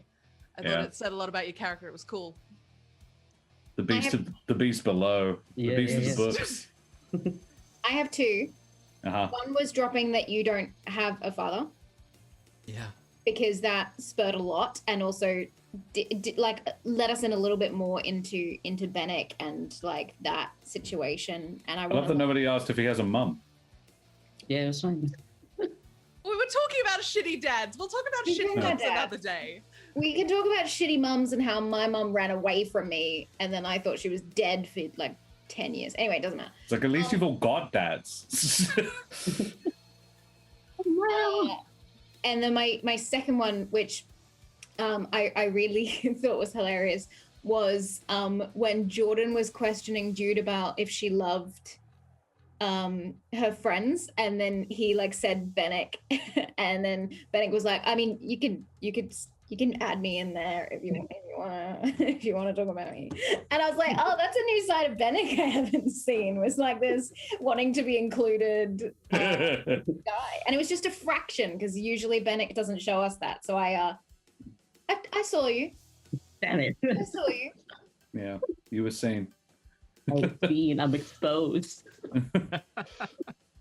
Yeah, my favorite Benneck moment was one that you said, Dan, him being super insulted when they assumed why he was interested in necromancy. I'm also just very interested in why he's interested in necromancy. But two, oh my god, I just forgot it. I completely forgot it. Oh my god. We've got some from chat. Lazarus being the hero all this time and then turning out to be fucking evil for the greater good is why heroes should die before they become villains. From Smart Geek, agreed. Benneck being utterly pissed was awesome. Yeah, that was fun. Favorite Josh. So you know who these guys are because you've been being an imposter librarian and a shit one at that, heading the books. But this is my posse. Come meet them formally. I think that was Nevermore, but Mitch. Yeah. There you are. Sorry, favorite Mitch. Yeah. Kudo the shiny Dino. If the aspect of fire is helping soul, I'm going to scream with rage. Oh, buddy. Favorite Jude, offering the refugees muffins. Yes. Favorite Dan, don't eat the bodies yet because it might not be properly buried, and even then he is chomping at the bit. That's for what a it fix. was. That was what. There you are. Favorite Mitch, Nevermore portraying the emotions that only a father and son could know. That no matter the distance or the broken illusions under all of that, most of us can find the love of a parent. Smart Geek says, favorite Mitch, entering Susan's flaps. Smart Geek, your band.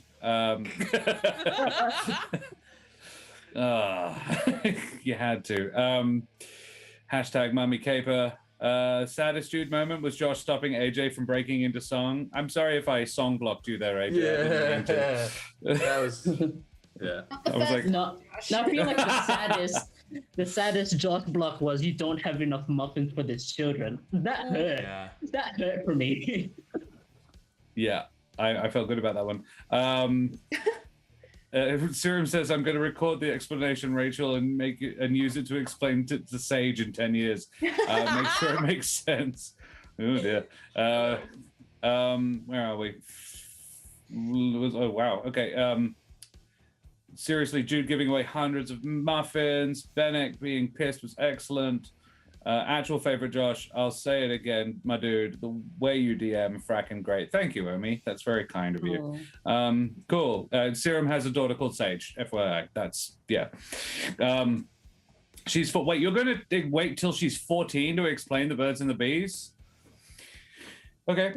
Look, you're the dad. Yeah, cool. Alrighty. Well, there we go. I have Wait, guns. or you could just take her to a puppet show that somebody. Oh no! Oh no! Those are 18 plus.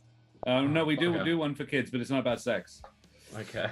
Wait, if it were. So she won't learn what you wanted to learn, but it's gonna be fun. haven't said favorite nice things about DM Josh. Moments. Yeah. Yeah. I didn't actually intend to just. I thought everyone was just gonna do right. This is my favorite moment, then everybody else's favorite moment. Yeah, you No. started Yeah. that, then we threw it out. And then there. you all Like- just ignored me, and I was like, Just- "Fine, no, you Not the carry on. You status talk." quo. It's Okay. just difficult. It's just difficult when Yeah. people when we do it that way because then like the last person's had everything already taken. That's So, fair. I yeah. forgot about That's that. true. I hadn't Yeah. thought about that. All right, tell me why I'm good then. I guess. Jordan. Yeah. I love Jordan. I also love that Jordan and Jude have this new thing of being like, bye, Jordan, bye, Jude. They're both equally awkward, dirty Yes. people. Yeah, Beautiful. I'm very much just. He's a boy you without the abilities. And more Uh, knowledge and more Yeah, smarts. he's smarter but less strong. Yeah, I knew more about Dad. it's fun. Yeah, just a Smarter, little bit but older. reeks of vulnerability. Less so now. Much less so now. Hmm. Like this is what he was giving off at the dinner when you were like chomping away your awful in Yeah. front of him. He wasn't coming off as vulnerable anymore. Just sort of he's. I don't want to say manning up because I hate the term, but like yeah, he was gunning up a bit. He was He's like, being more assertive about. well, he was also not being drained by a giant necromantic pile of bones. That was probably a good portion of why he felt like he was about to die because he was about to die. But yeah, anyway. I appreciated how cute you were with Jude as Susan, with the little snoot boops and just very like you played the like, a somewhat motherly or just like caring elderly woman character very well. But I giggled really hard at the don't sing about how I'm missing a whole heap of fur. I have friends nearby. I laughed hard at that. So Yeah. groovy. I remembered another one of my favorite, Sean. You calling her Susie?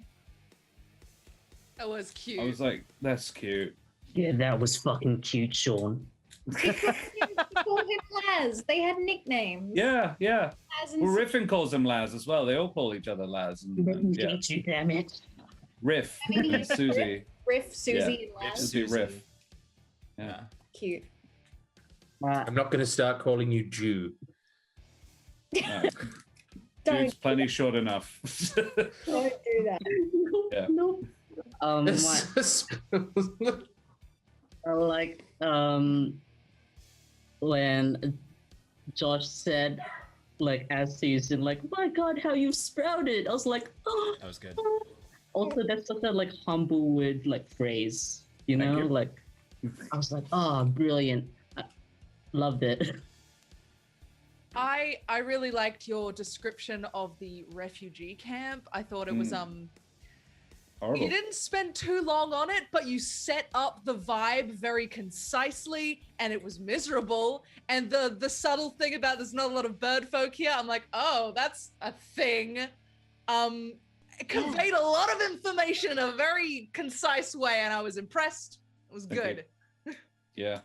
I want to know more about the bird folk and why they're not. Can they just fly What the away fuck? from the fire? Is that why? No, No, it's not that. they're just No, privileged. they're just allowed in Alder Heart. They're That's just more of the privileged. thing. like Ugh. more room is made for them. Ugh. There are you did but last time you were in Alder Hut, there were plenty of refugees, birdfolk and humblefolk alike, but they've run out of room. As the dean One said, the thing I Alder don't Hut no like- longer has room. There's one thing I don't like. It's inequality. Humblewood season 3 is just a race war. Down with the council. Oh, Sean, first race war.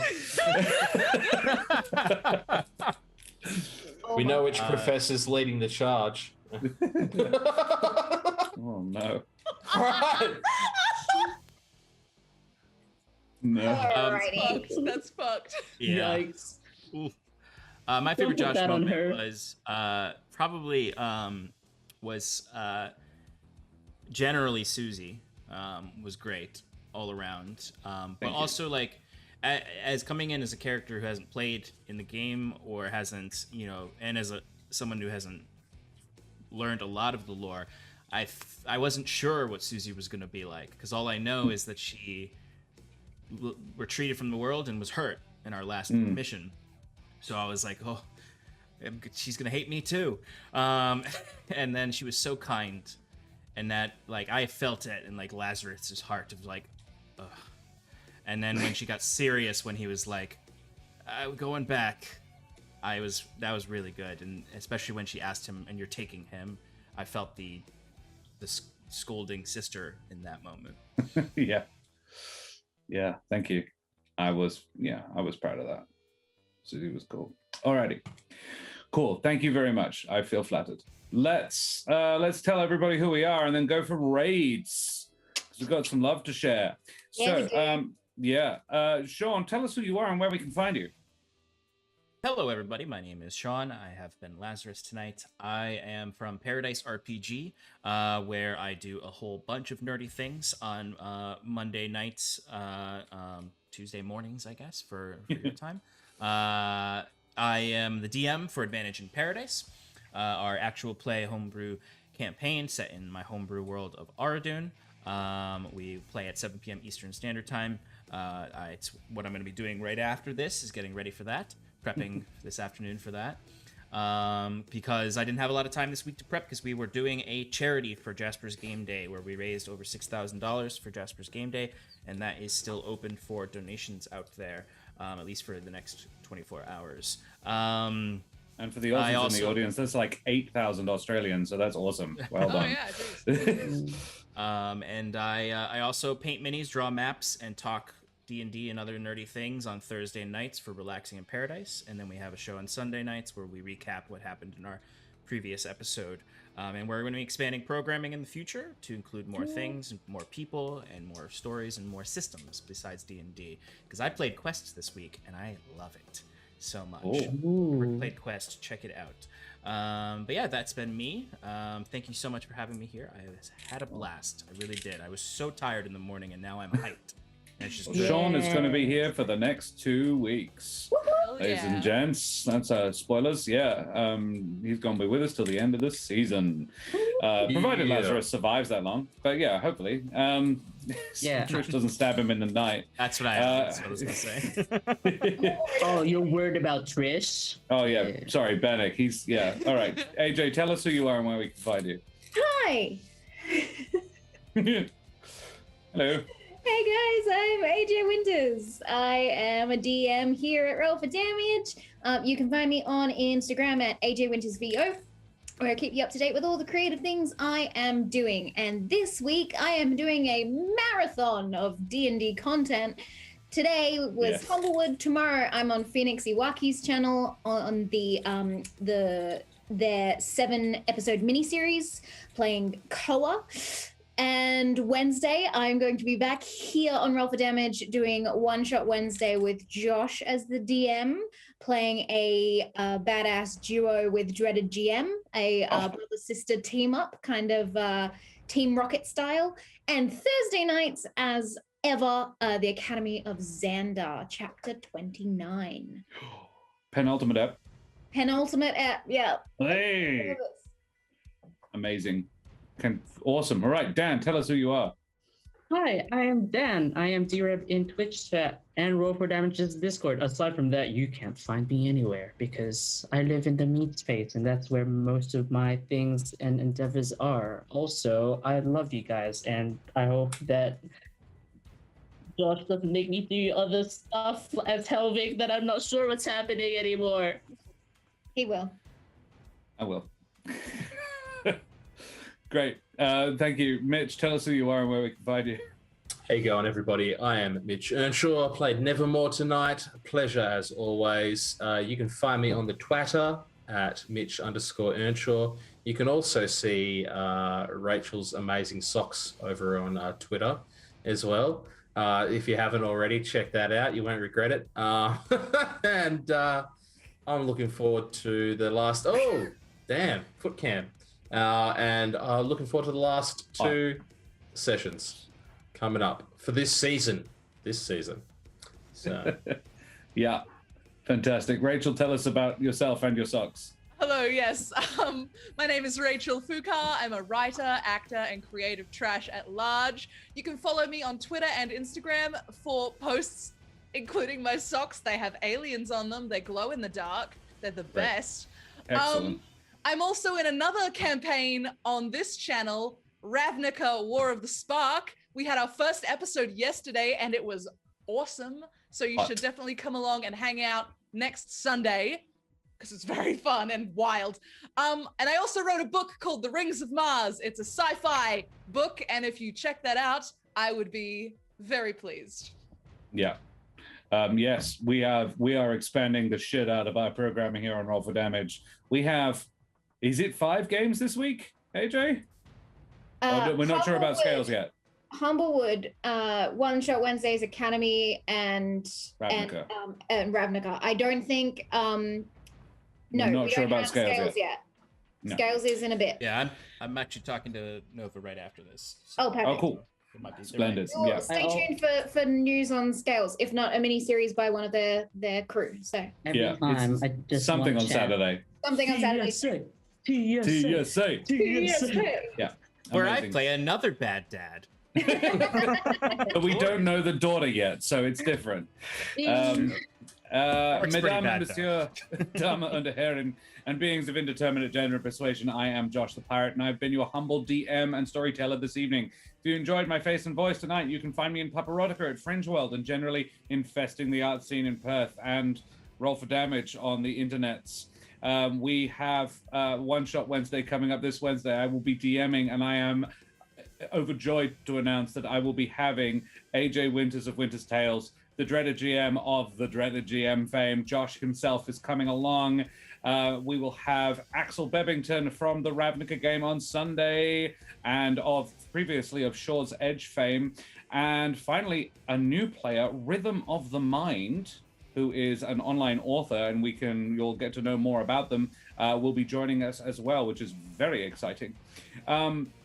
Then check out Academy of Xandar, check out Ravnica on Sunday. I'll be there in chat both times because I can't ever apparently turn off Twitch on my computer. It's just locked on.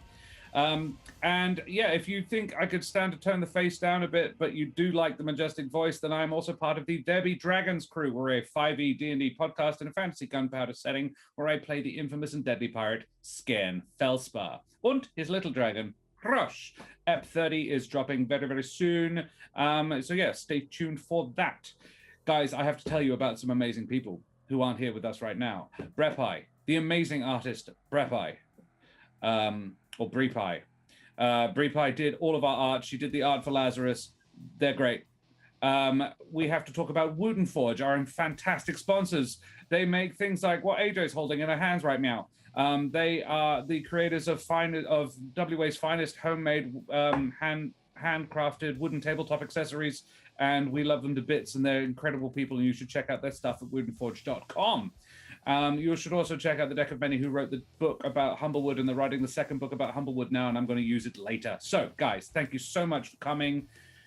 AJ, Yes. are we going to raid somebody? We are. We are going Who to we go gonna raid Carney Sideshow. Yes. Currently doing a one-shot all kobold party.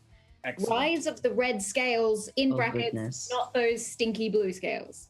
Oh, I love kobolds. Is John from Phoenix Iwaki there? Did I hear that he was going to be on that? Because the guy who runs Carney Sideshow plays on Phoenix Iwaki, so I was wondering if that was a thing. Maybe. Don't know. Alrighty, well let's go raid and see. find out. Yeah, excellent. So yeah, thank you so much, guys. Stick with us, and we're going to go and raid. Spread your love, spread your raid emotes in chat. Tell them where you've been. Tell them how much you enjoyed it, and we'll see you next week. Carney Sideshow it is. Take us away, Mr. Serum, who's done an amazing job and we love. Yeah. Bye bye.